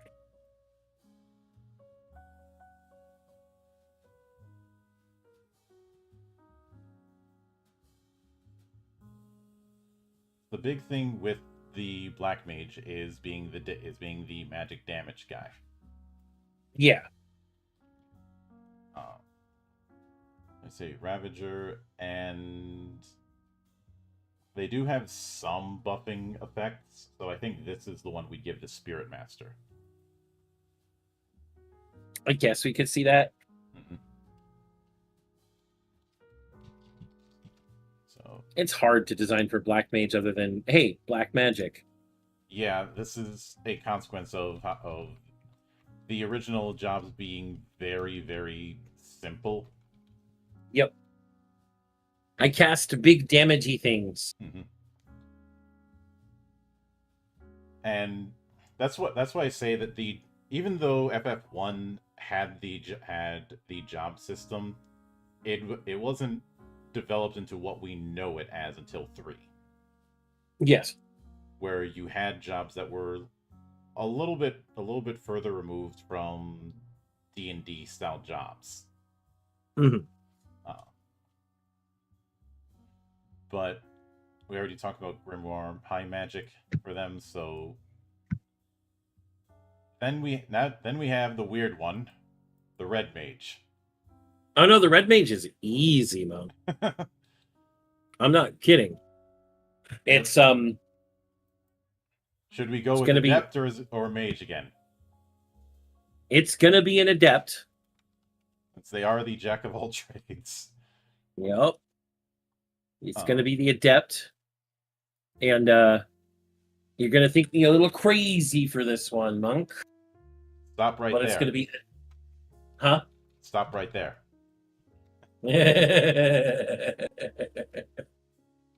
Red mage, fencer, illusionist. Okay, Red Mage and Fencer I can get. Why Illusionist? Because there's nothing better to give him in the adept, and he has to have an adept job. That is fair. Not to mention, veils don't have to be illusionist magic. That remember is correctly. that is fair. 'Cause Lamau would No, it be is an a- illusion spell. Never mind.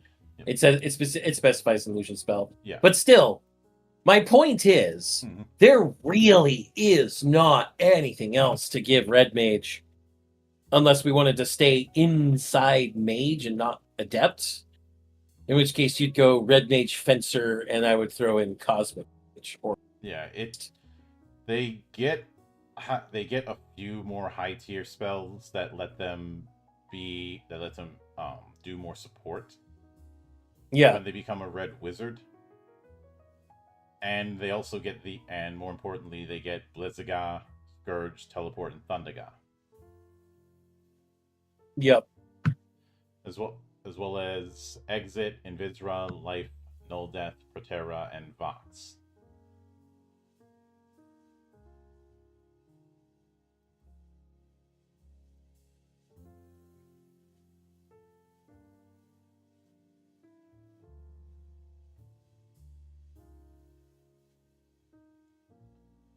So there's a part of me that would love to know where I'm guessing the idea for Red Mage came from bards in wizardry because of the whole jack of all trades stuff.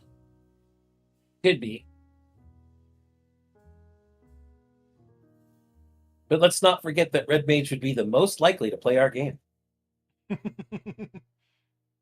And to those of you who do not understand that reference, you are too young, go away. So giving Everyone them, else, you should remember 8-Bit Theater. yeah, giving them a high magic grimoire, I think would miss the point. Yes. In that case, I think that they should get a magical item that gives them... How about this? They get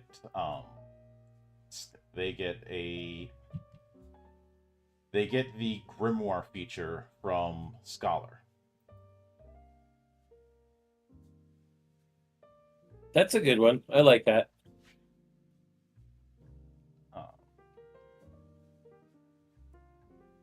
So it's a magic item that gives them job feature grimoire. Mhm.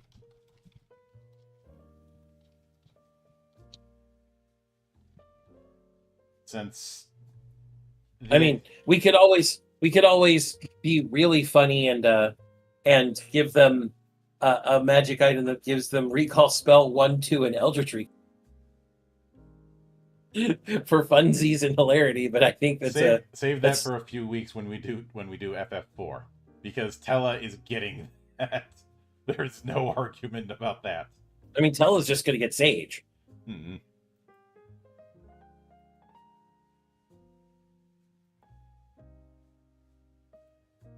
But I don't know what it is. Man, the distortion's just scratching itch. I am intelligent enough to add much to the conversation, though. Yeah, there's this weird thing that goes on with VTube Studio where sometimes those distortions happen, and I do not know why. But, and I will note I was on the fence between giving him that or giving him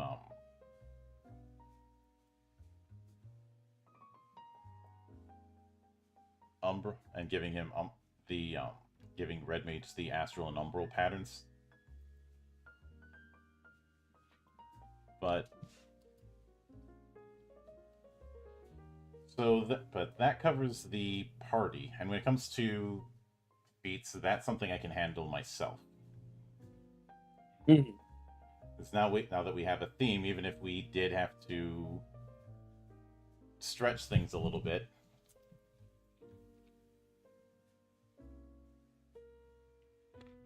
So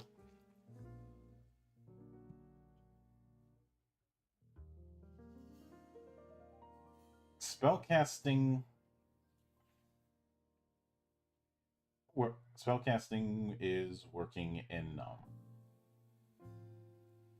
the Vancian model originally. Nope. We are not doing that. No. It goes away. It goes in the trash. Goes away. I know that some people claimed I was a bit petty when I did that video talking about why I hate the Vancian model.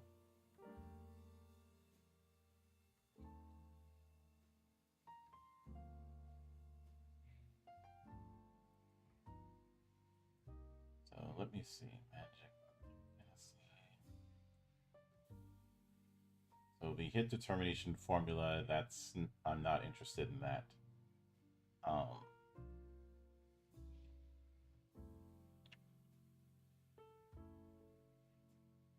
Though there is an interesting thing in Dawn of Souls onwards, where intellect and luck determined spell damage.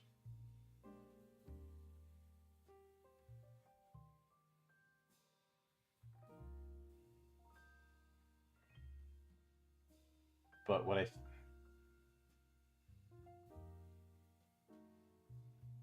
instead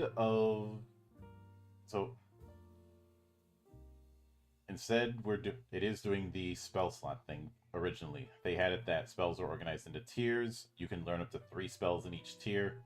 Learning a new spell requires them to forget one they already know. Each spell has a number of charges, each tier of spell, and casting a spell of that tier consumes 1 charge. Yeah, no. Dawn of Souls and 20th Anniversary dropped that and went with an MP system. Then MP it is. So, Cowabunga it is then. So because of that, we don't have to worry about the whole. We don't have to worry about that whole thing. And instead, we can focus on. Surprise, motherfucker!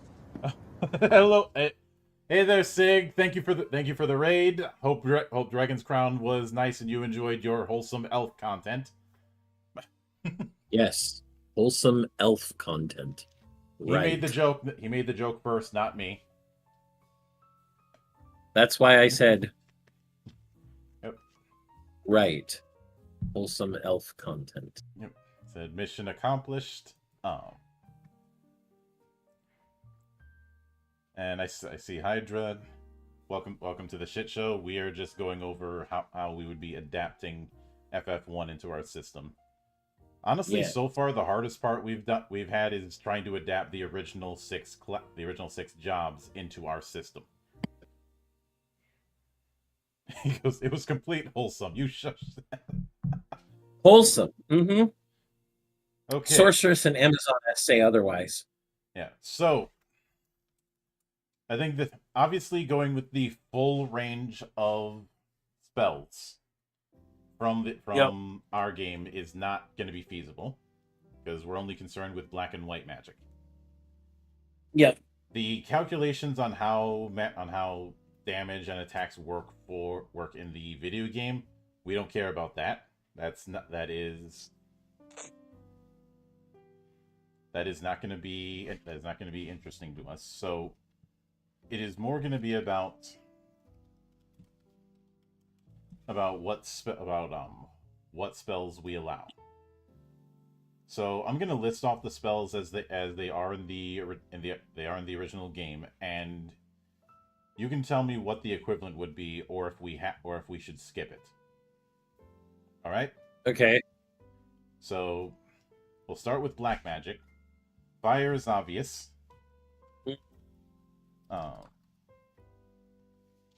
Let's see. Then they have thunder, also obvious. Then focus, which talks about decreasing evasion.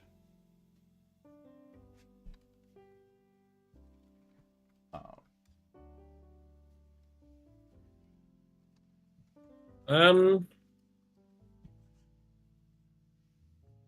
we sure we aren't getting a little bit too in the weeds here, Monk?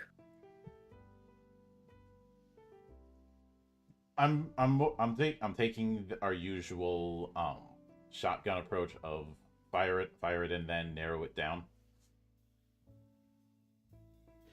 But see, focus talks about reducing evasion. Let me see how evasion worked back then. So that was basically a reduced dodge. So adding Banes to an opponent's dodge rolls. Yeah. I don't think we have anything equivalent to that. Yep. So that can be skipped. It's not like it was skipped. It was skipped enough as is.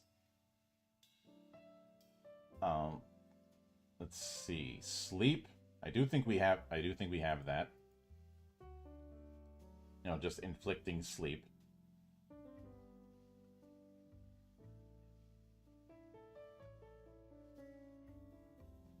Anyone who says otherwise is lying about and straight up.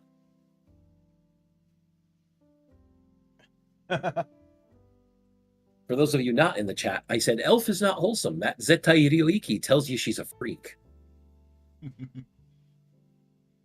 I'm not wrong. But see, like I said, I'm pretty sure one of our black mage spells does inflict sleep. Yes, I think it would be sleep. Mm-hmm. I mean, I can check.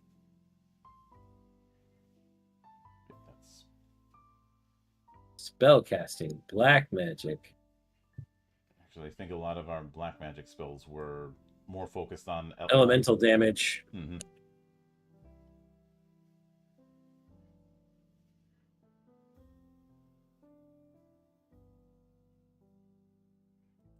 Might be over in cosmic magic for all I remember. Because bio deals poison. It's an illusion spell. Oh, well, you know, I gave that to red mage, didn't I? Yeah. Haha.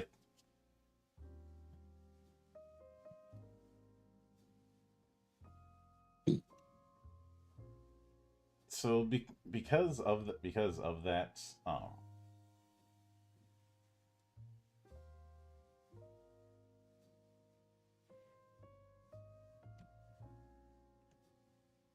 okay, this might be, but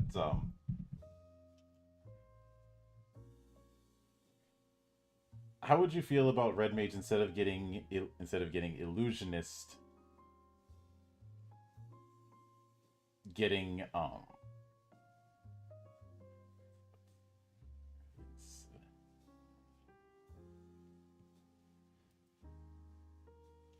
getting Kingsglaive. The problem there is that we've assigned him as adept. If we change that job, he has to either be a warrior. Sorry, I was looking at the wrong one. In that case, what about Oracle?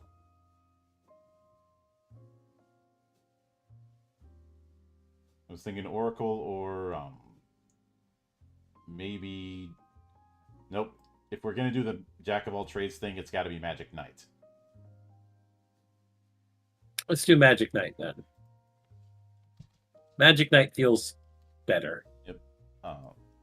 Let's see. Sleep gets moved to Black Magic.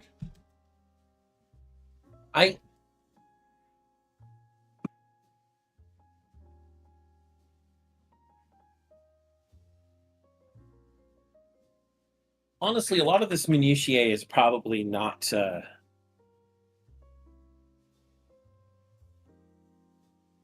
exceptionally relevant to the broader strokes. So you think when it comes to Magic, is just a straight MP setup, or do you think there are some spells that should be off the table? I think a straight MP setup using our system is going to be what works. If we're going to adapt Final Fantasy 1 into our system, I don't want our system having to pare itself down to fit. Now, one thing I do think we should consider is the fact that you don't get spells by leveling. You do have to buy them in shops in the original FF. So I'm thinking a rule that those do, and in FF2. Yeah, that that spell learning, that you have to buy scrolls in shops. You can use them on people who have casting ability to get to for that type of spell. Mm-hmm. But you'll notice that Final Fantasy quickly abandoned that model because it just wasn't as fun. Yeah. I'm mainly keeping it here for emulation purposes. Oh, I understand that. Yeah. I just, much like I understand not wanting to include all of our massive spell lists, especially something like summoning, which didn't even exist in FF1. But I'm also at the point of going through that granularly, for one, is counterproductive to our time. And two, you're trying to adapt FF1 to our system. You're not trying to adapt our system to FF1. So if that makes any sense. Yeah, I'd say given that, I think when it comes to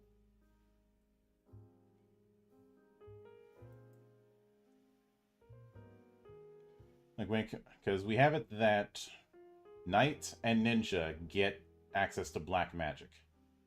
Should they should Knight, Ninja, and Red Mage have that same level cap, or are you thinking of something else to do for that?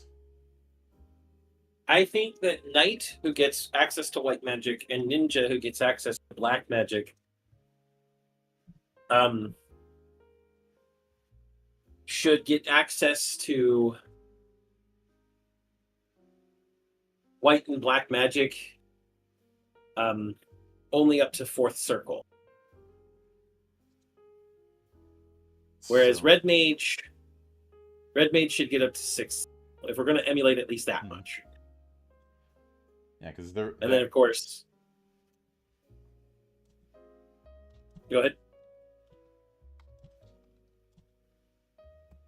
So I have it that Red Mage cannot cast higher than rank 6 for its magic.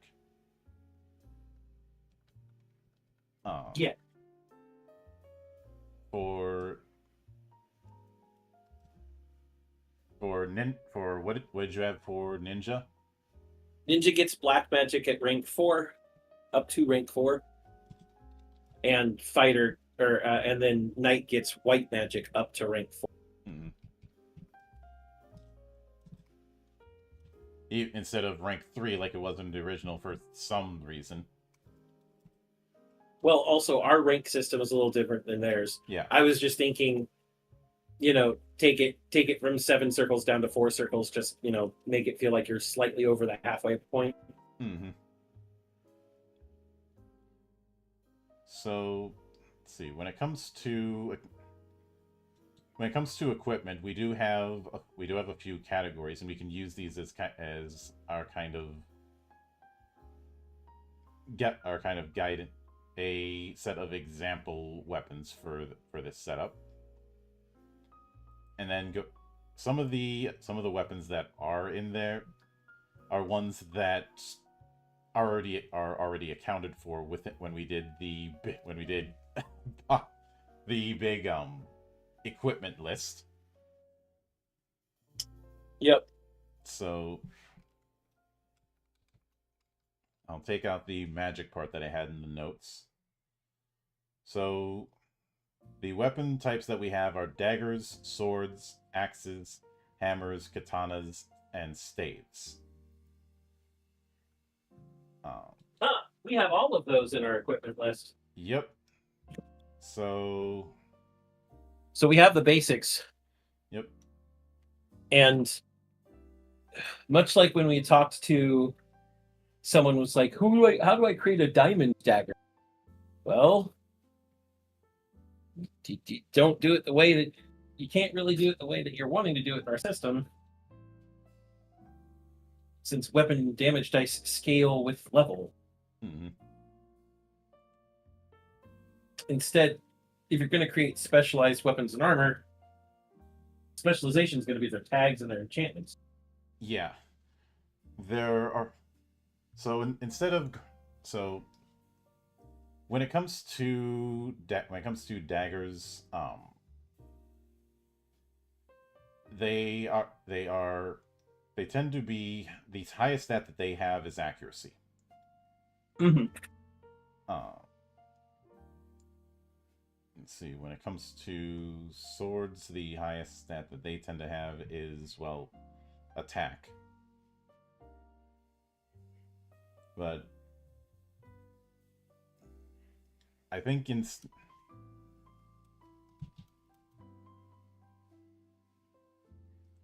instead of, and obviously the whole who can equip what, we don't really care about that. That's the reason I never did the Viper job. Yeah.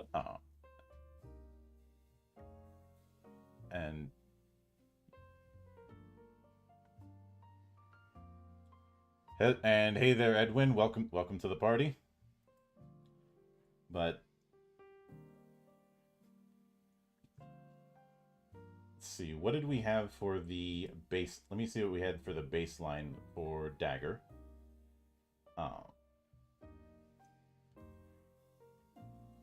So Could be close. Because we had it with any a lot of the times, and I don't think that's going to fit. Let me see. And weapons. Daggers. So we had close, hold out, any. Yep. Because it's easy to hide. That's really it. So close. And as far as the any's, I do think we should fill that in. One of them I feel is swarm. And I'd probably also go with piercing, because they are meant to be a kind of spiky kind of weapon.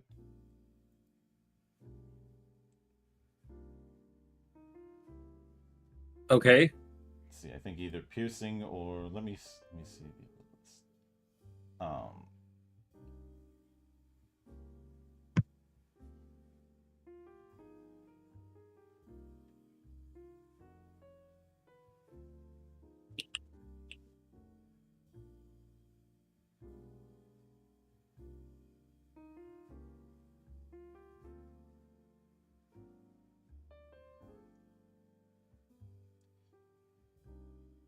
Yeah, I'd say I was thinking either piercing or magnum. Magnum's probably a better idea. We have piercing on the side. Mm-hmm. And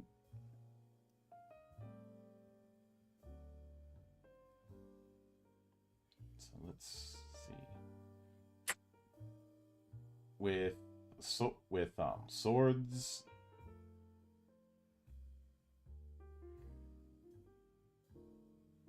it does appear that a lot of the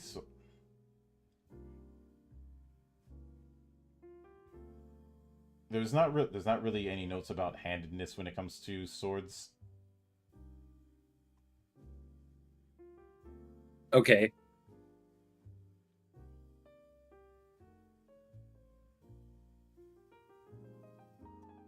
Though there was the critical hit bug, as there were a lot of bugs in the original FF. Mm.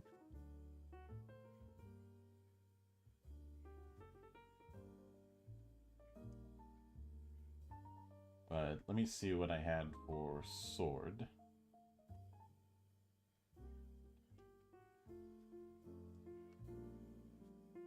Let's see.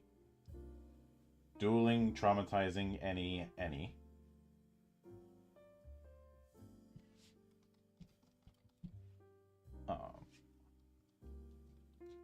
Obviously it's a physical.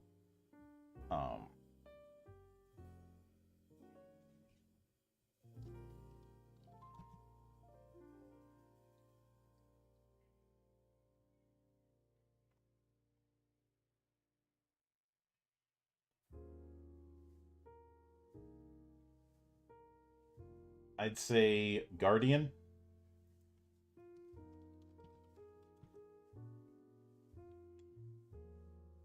And Brutal 1.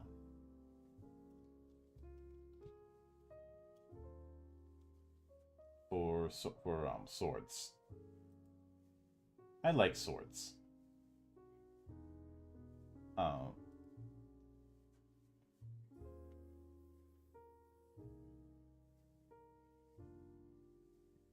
I do find it fun. Okay, it's kind of funny that a falchion is considered a katana class weapon in the original.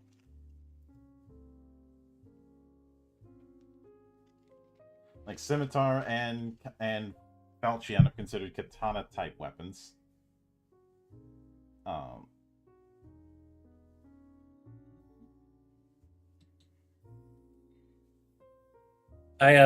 The falchion's probably listed as a katana because it seems like just about any curved slashing sword was. Mm-hmm. That would make sense.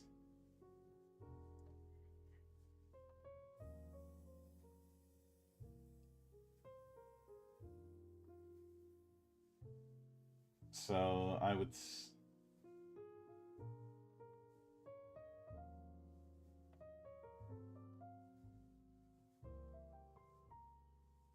say when it comes to well, I think we already have katana as a option in these samples. Let's see. Yeah, we do. Which is also dueling and traumatizing.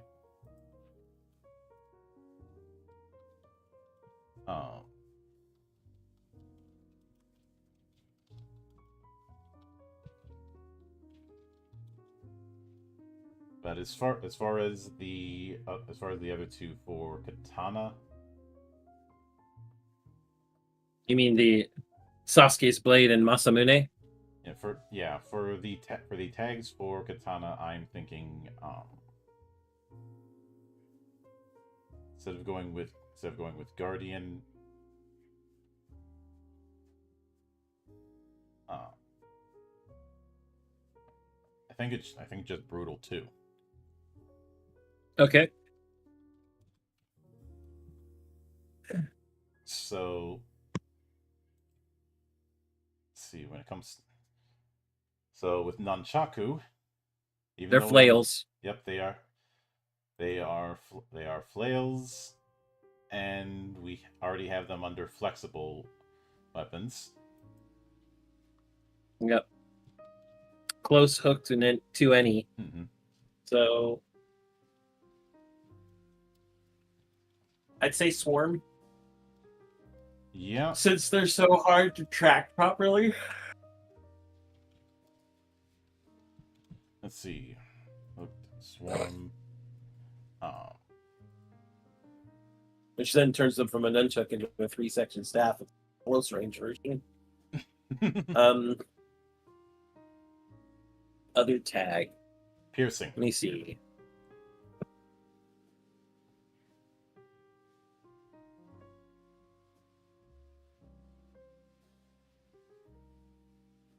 No monk, better. Traumatizing. All right. You and I have seen what a nunchuck can do to somebody's face. Yeah. So let's see. I think- Axe it. Then we have axes. We have axes.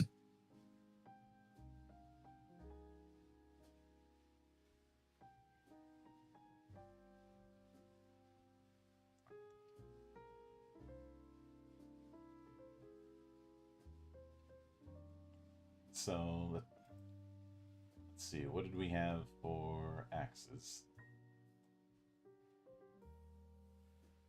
Actually, I believe I have. Oh, we just have axe. So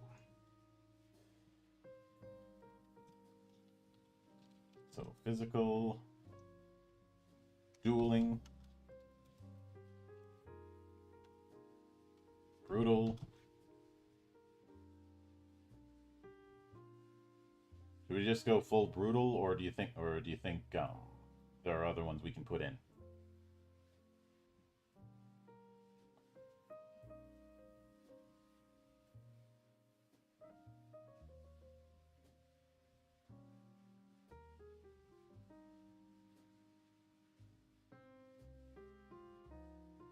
I do think Magnum can fit.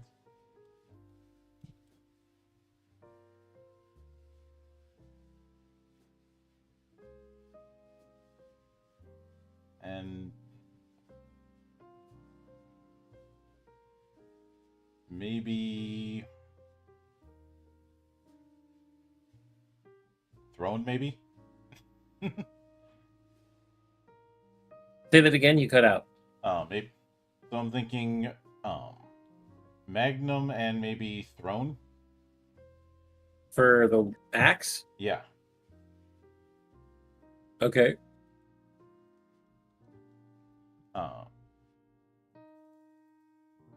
See, for hammers, which is more of a white mage weapon because the white mage is a legally distinct cleric, even though it's not as it's far more white mage is far more squishy than a D&D cleric was. So hammer is great, brutal, magnum.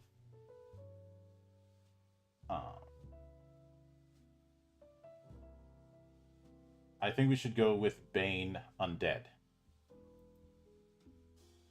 Primarily because hammers were the signature weapon of clerics. Not clerics, white mages.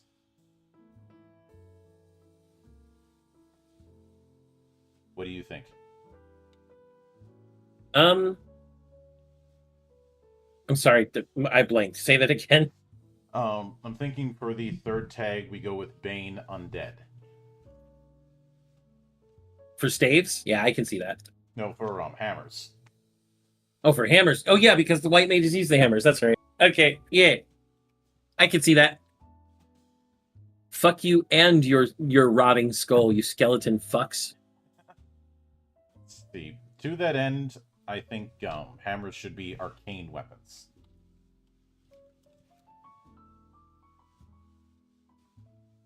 Yeah. So, let's see. Staves.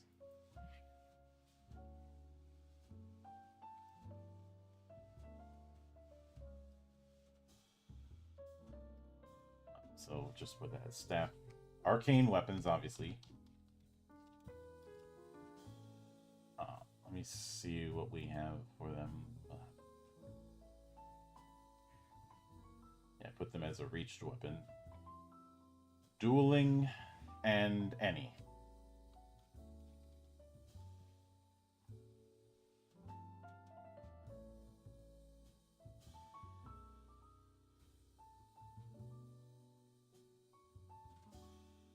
So I'm honestly thinking of giving them just fire, ice, and lightning for elemental.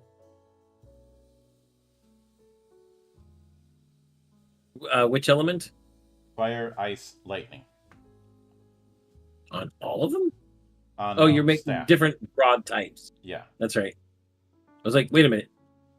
Sorry, my brain is just like, wait a minute, what? And then I was like, oh wait, yeah, staves can have different elements depending on which one you. So.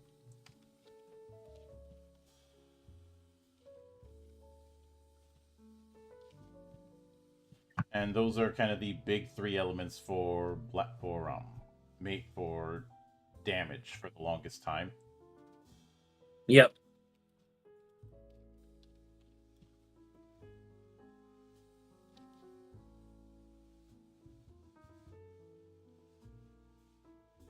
The critical hit bug still exists even in the Pixel remaster, by the way.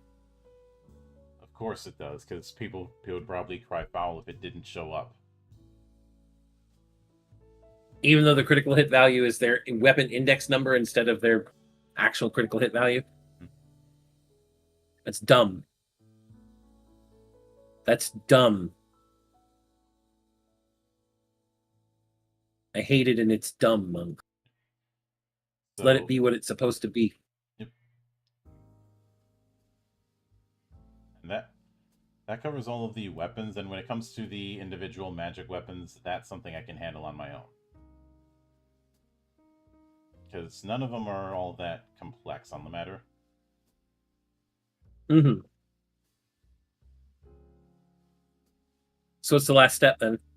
Let's see. I think the last step might be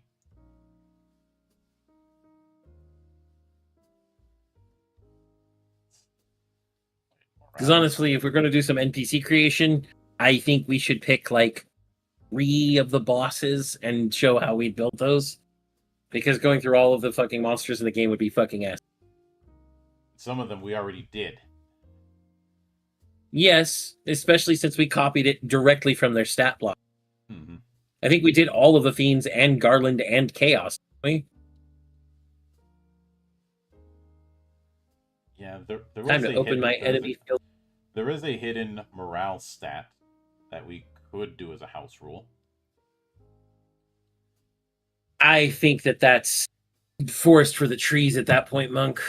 Yeah, it's more of a morale determines the probability of fleeing, as well as probability of the party's attempt to flee. So I think that's a little in the weeds. Just my enemy intel field guide. Why is it not extracted? Piece of shit. Okay. So, but if I do remember correctly,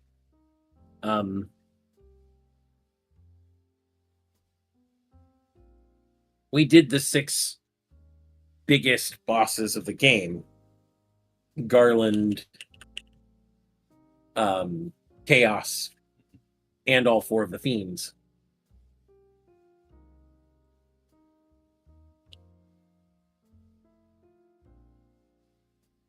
If the 20th anniversary version had the Chronodia hidden boss with the Labyrinth of Time dungeon added. Let me check something here for a second. You mean the one that the more puzzles you solve in the labyrinth, the less difficult the boss is? Mm-hmm. Chronodia is a bitch. If you don't solve all the puzzles, it'll fucking... And I don't know how we would do that in our...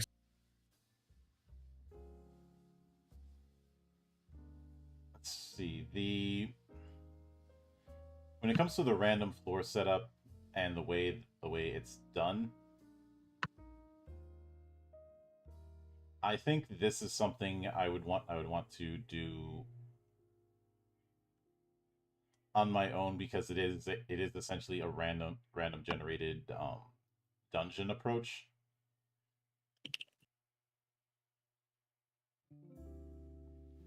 Hold on. Labyrinth of Time is weird. It is. But when I look at a lot of the monsters that are in there, the Dawn of Souls version has fucking 195 entries in its bestiary. The Pixel remaster has 128. But I'm not seeing any that can't be modified, and some of them are rendered redundant because of how we handle monsters as a whole. Yeah.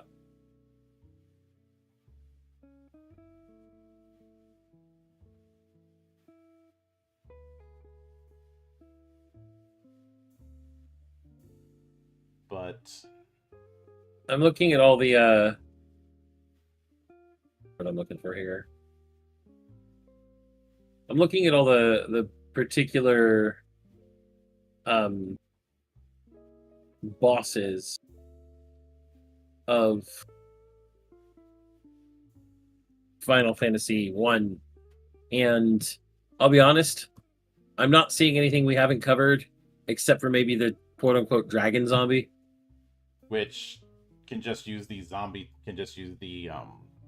dragon, some of the stats from the dragon template, but be undead type. Yeah. I mean, maybe Astos, King of the Dark Elves?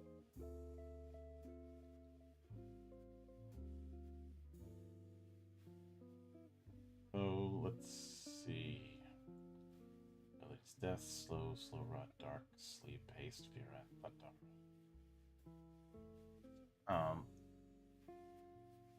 I think some of the humanoid stat setups we have can account for him. Yeah. So I don't think there's anything from the bosses that we really need to design, because we kind of already have. We even have a war mech. Mm-hmm. I suppose that is the consequence of being thorough. No, Monk. Not at all. It's not like we spent literal fucking weeks sifting through the Final Fantasy wiki or anything. Mm-hmm. Okay, if we were to use a skill game to handle the 15 puzzle, how would we do it? Oh, the 15 puzzle? Hold on. Let me review what the 15 puzzle did, how it exactly it worked again. Give me a second. It's pretty easy to pull up. Oh, it's the sliding that game. Mm-hmm.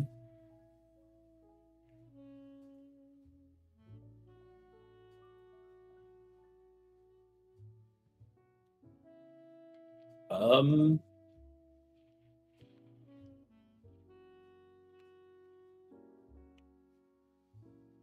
hmm.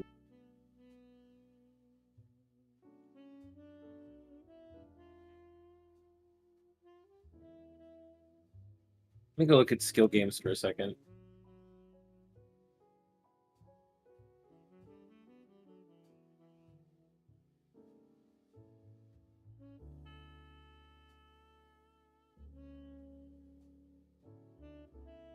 This would definitely be an option game of some sort. Yeah, as far as which option,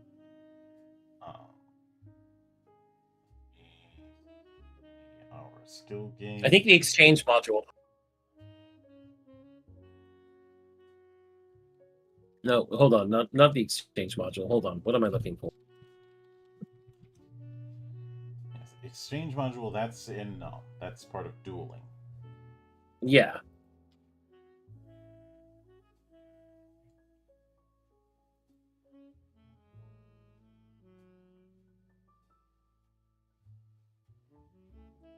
Hydra says, I do remember. I think dueling. Oh, go ahead.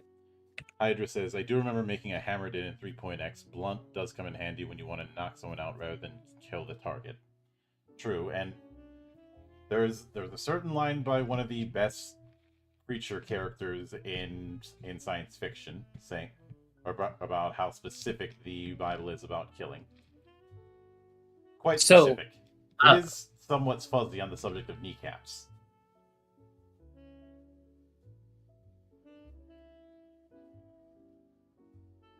I think that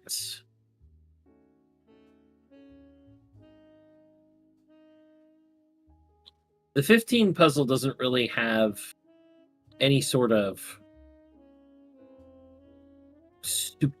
super pressure to it. It's going to be an option game. It's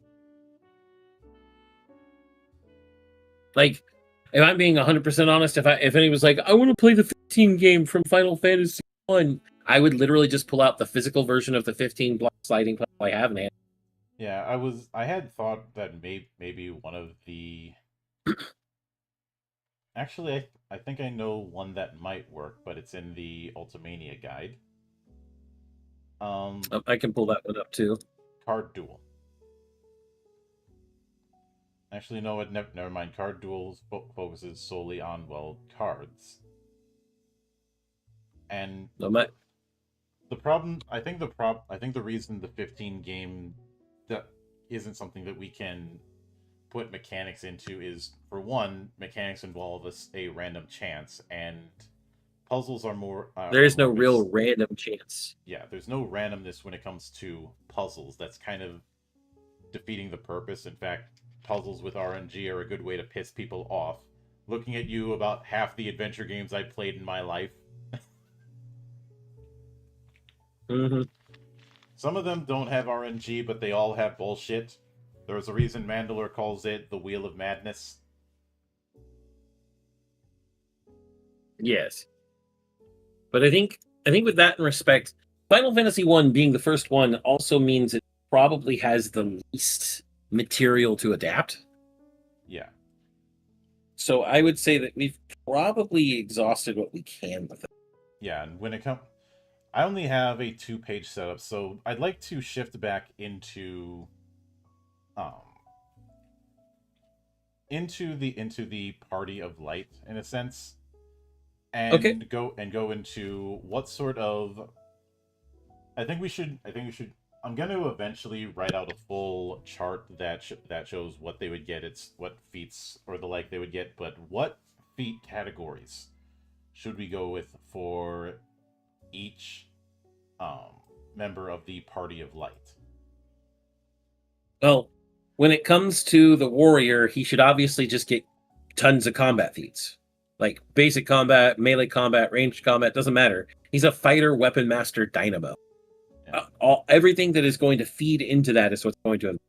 I'd say basic combat, melee combat, and equipment, because you don't really equip ranged weapons in the original FF. True, there aren't.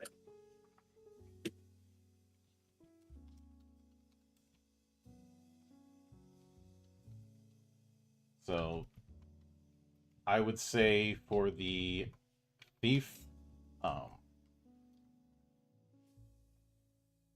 subterfuge,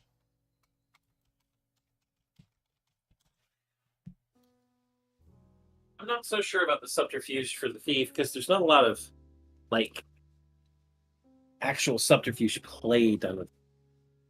But I guess they try to be speed boys and try and go first often, which is why I'm going with subterfuge. Okay, I guess I can see that. Yeah, I'd say subterfuge, fortune, because one of their primary skills is luck in the original, and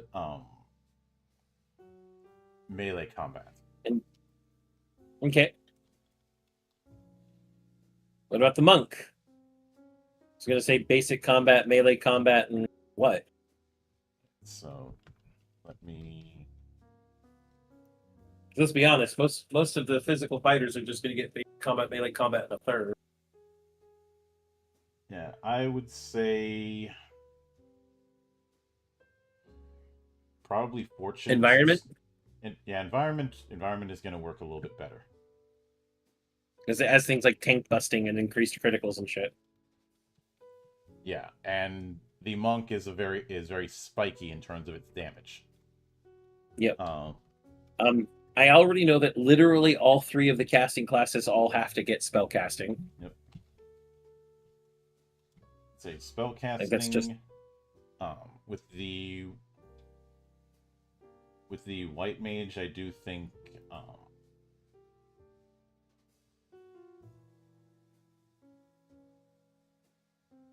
I was gonna say social, but not really.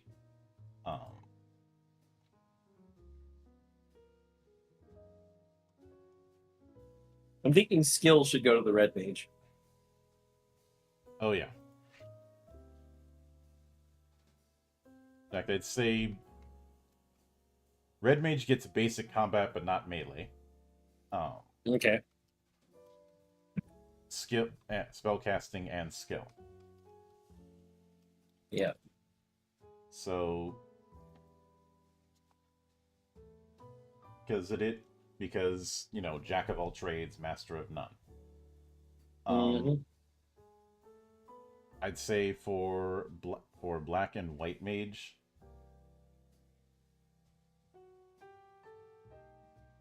I'm thinking because they're gonna be very similar in this kind of setup. Spellcasting, Yep. obviously.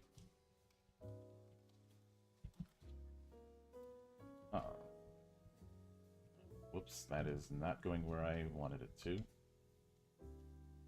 So spellcasting, I'd say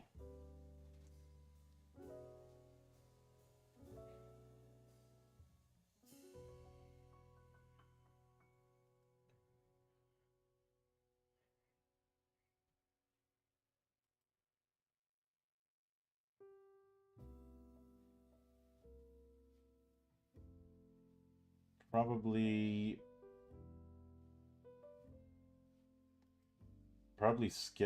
skill and social.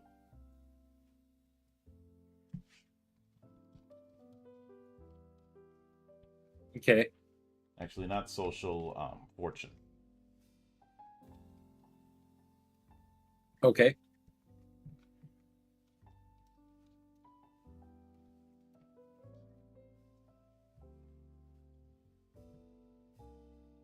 And that more or less cut. And when it comes to items,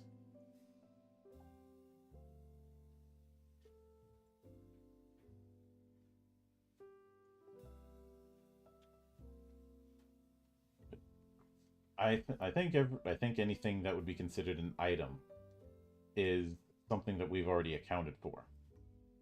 Yes.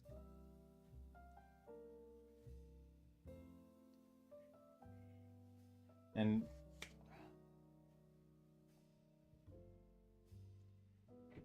I know that there is the Elfheim area in the setting,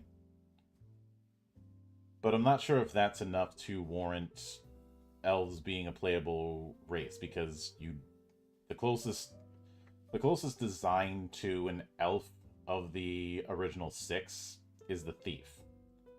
And I am not doing that whole race as class bullshit. That was fucking stupid, and I'm glad that hasn't lasted. Mm-hmm.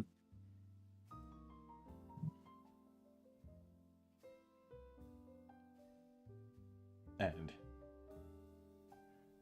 I'm saying I know this is D&D, so no fourth wall breaking is allowed. But hello there, nice to meet you over here. This isn't D&D. I am not a D&D channel.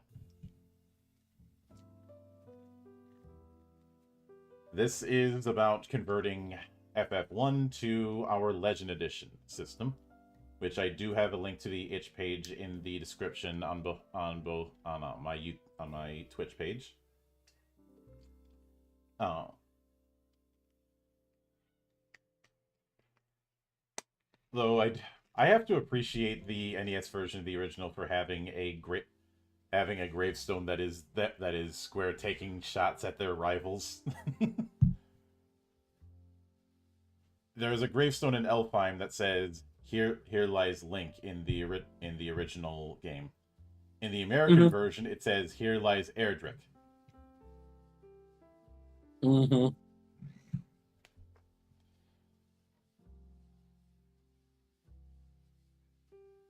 Though there were other games from other companies that eventually said, here's Link and here's Mario. Mm-hmm.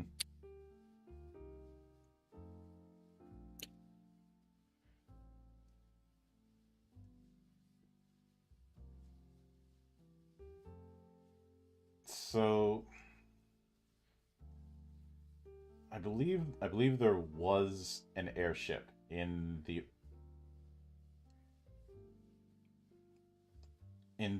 original game. Yes.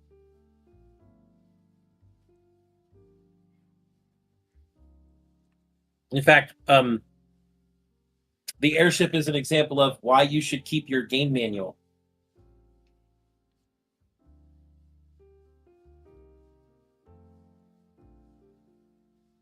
By the way, that whole sports thing that we brought up with Ito regarding the ATB, that goes all the way back to this. Mm-hmm. Again, as we said, Sakaguchi gets a lot of the flowers for early FF. Ito does not get enough credit.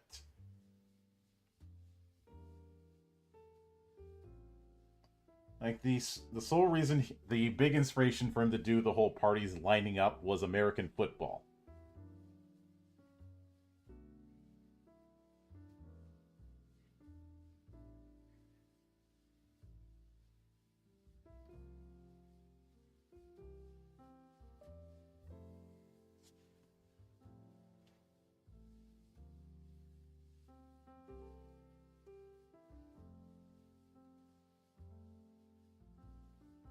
Oh, knock me out and throw me in the forest. What?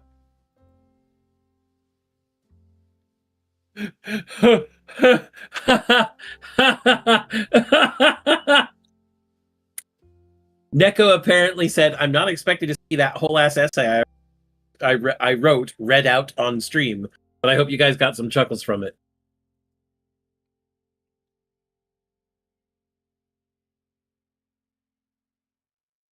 Yes, we did.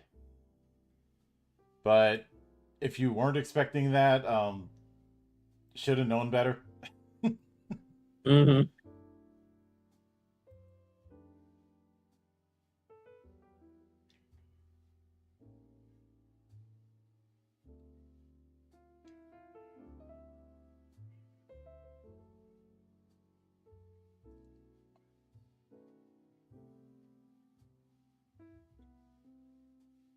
But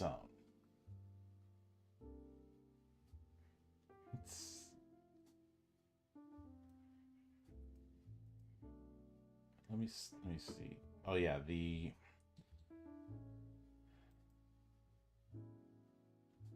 no, it wasn't the Flying Fortress. That's another thing. And obviously, I'm not going to map out how the layout of the dungeons because this isn't that kind of game.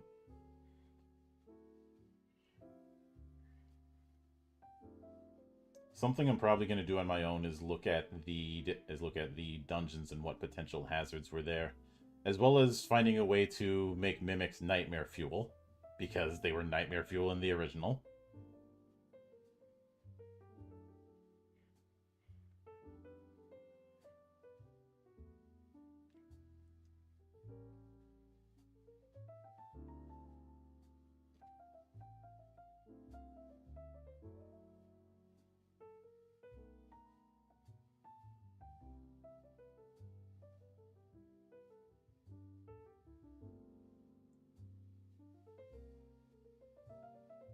But let me.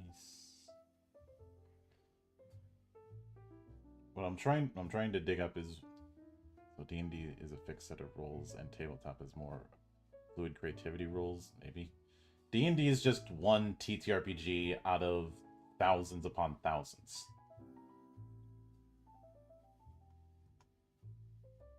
Contrary to popular belief, the name D&D does not denote the entirety of TTRPGs. That is a common mistake, especially nowadays.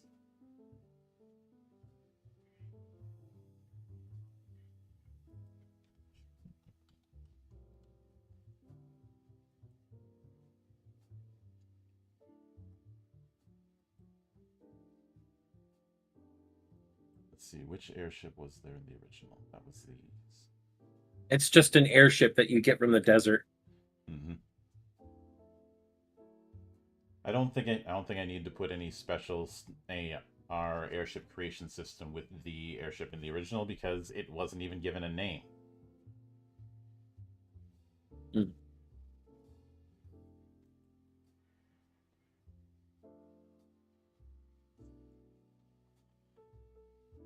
Yeah. To put it simply, RPG means role-playing game. Mm-hmm. There are many games that do this.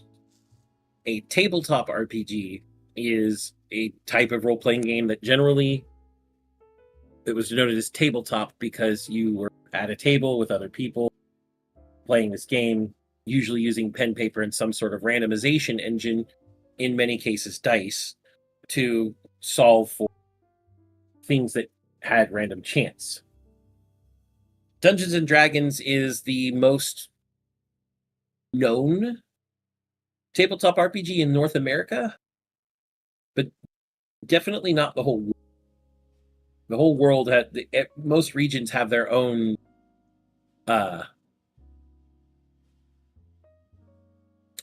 homegrown, most known name. Mm-hmm. But there are, as Monk said, thousands upon thousands of games that have been made and lost to time that people can play.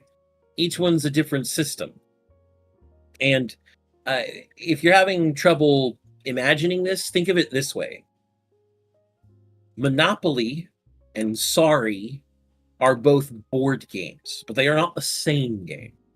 In much the same way, Dungeons and Dragons, D&D, and our game are both tabletop RPGs, but they are not the same game. Mm-hmm.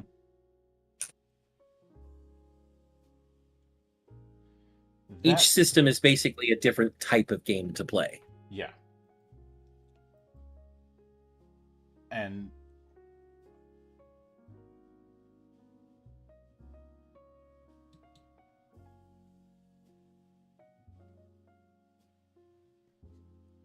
so, question. I know I'm looking at the race entries when it came to the original FF setting, which is referred to as World A. Obviously, I wouldn't use that name. I'd only use that name if I was doing a interdimensional thing, which I'm saving that for Chrono Cross. But Jesus. The races mentioned in that is Dark Elf, Dwarf, Elf, Lufanian, Mermaid, and Robot.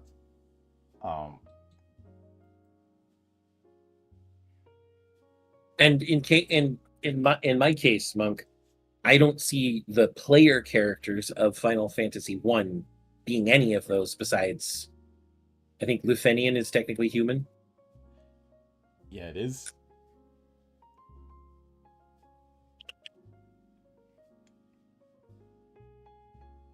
Oh, and Ice says, who is Ryan guy with the Disney princess hair blowing in the wind when there is none?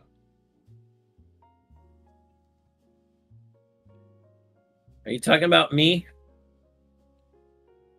I think, though. Disney princess hair. I am the Monk's co-host, co-developer, editor-in-chief, and the bane of his fucking existence. My name is Zan. Nice to meet you. Mm-hmm. I am the man who shares in this man's crusade, also known as the Evangelist Monastery. I'm the loud guy. That's the best way to put it. I'm the loud guy. I may get loud from time to time, but it's far less often. Yes.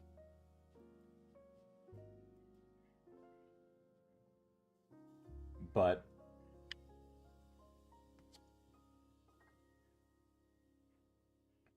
I was thinking the evil consciousness that lives in among Calm's brain. I have no idea what you're talking about. But The evil consciousness that lives in the monk's brain. I am a. I mean, monk. That's kind of close. Sharing the same brain and all, but I think doesn't that just mean you have two evil consciousnesses and no shoulder age? I've already made that clear. I know.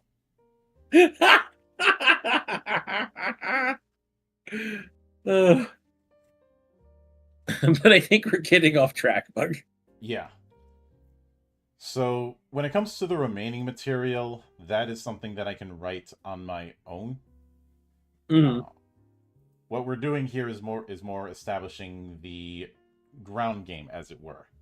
And eventually, I will put this into say home brewery and put it together there, because I'm not going to have Matt do this or Nami. Yeah. They've got enough on their plate as is, and there'd be no reason to do it. Yeah.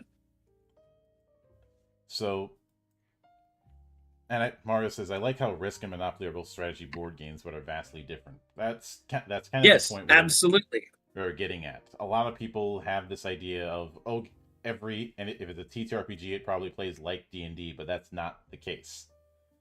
And anyone insisting is wrong. And if we want to get to ones that feel like they're closer to each other than Risk and Monopoly, Risk and Axis and Allies are both strategy board games, and they're vastly different. I am not Holy playing hell. I am not loading up Axis and Allies ever again. I love Axis and Allies. That game is great. On one hand, yes. On the other hand, setting it up is the special hell.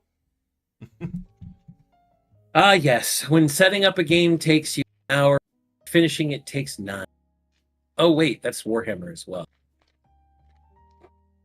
Oh, it's not the worst offender I have for that. That still goes to the World of Warcraft board game. I know. Also, I know. there's what? I was going to say, Imai, there is no reason to apologize for instigating chaos because I am chaos incarnate.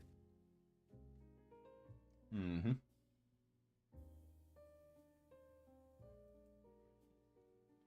Setting for the players to ruin the game direction. I don't know what you're getting at. Remember that they have the stream lag. Mm-hmm. Fair.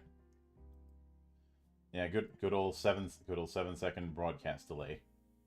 And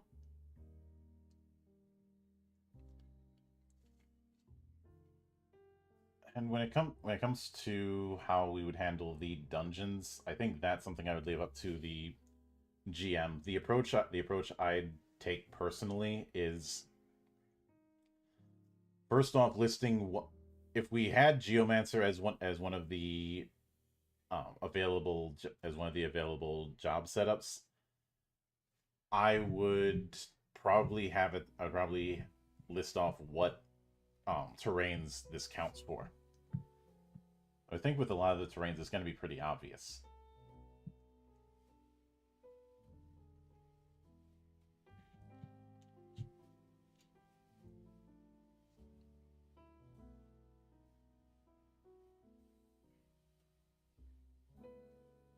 But the higher entity nerds do the talking. But I think we've covered everything that we can with this. And like I said, I'll be expanding upon it on my own time, and then eventually put it in the homebrew forum on my server, and potentially put a link to whatever doc I put it in the itch page, or I may end up just making a new page each for these things, because this is going to count as as akin to a shard, if a bit bigger than normal ones. Mhm. But we will be doing this again in 2 weeks with Final Fantasy II, and that one's going to be a bit more of a challenge. I'm telling you right now, Monk, we are not doing their fucking level up system. No, that was never. That is a fuck no. That is a fuck no. But there's also a couple other things I'm going to be doing for a good amount of that day. But I don't think that stream is going to go as long as this one, because we're not pulling double duty. Yep. And when it comes to the bestiary part, that part is going to be heavily skipped unless there's some monster that I think is worth the trouble.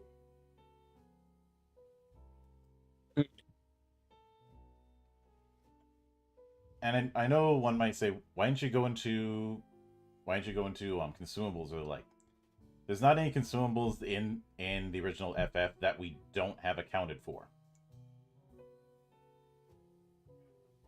And listing off the could I go into the shop entries for different towns? Maybe, but that's a little too in the weeds for a stream like this. That's a on my own time kind of thing.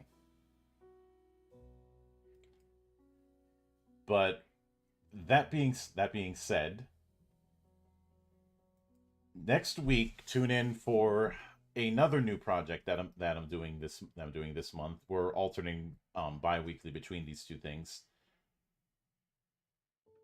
Next week will be the return of talking about Sword World through a proper podcast called The Record of Sword Forged Worlds. A unofficial Sword World podcast, since that game is getting an official English release sometime next year. So it's a good to set the tone now before that happens. And yes, we're covering... I just hope that... Go ahead. I was going to say, I just hope that the translators take our feedback from all us fans who use the unofficial fan translation. Yeah, I know Guided by Cardia is acting as a consultant, but how much consulting they're doing is another matter entirely. And no, Zan is not a bot. I don't use those kind of bots. But with that said, I will be back tomorrow and maybe later tonight. If I'm back here later tonight, it's going to be some sort of game stream. Tomorrow I will be finally doing the interview with Three Hound Games that I had planned for a couple weeks ago before things happened. And there's a couple more interviews that I'm scheduling for later in the month. It's just a matter of time zone hell. So keep an eye out for that. But until then, on behalf of the good brothers present and not present, my name is Mildra. I am your gaming monk. Stay fucking frosty, everybody.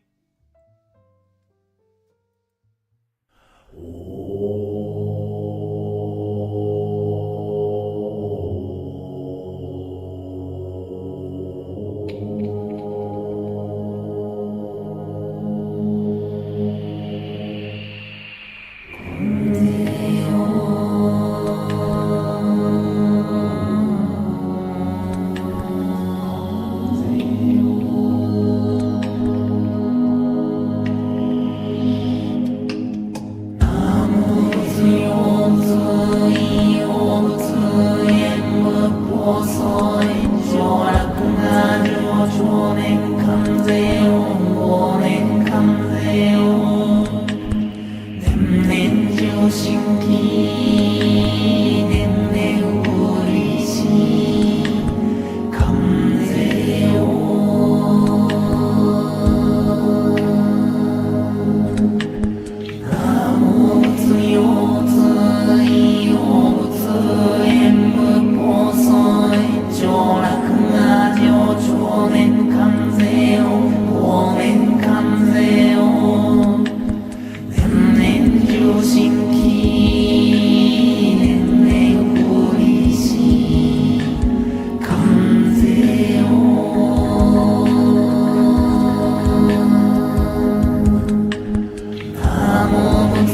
moments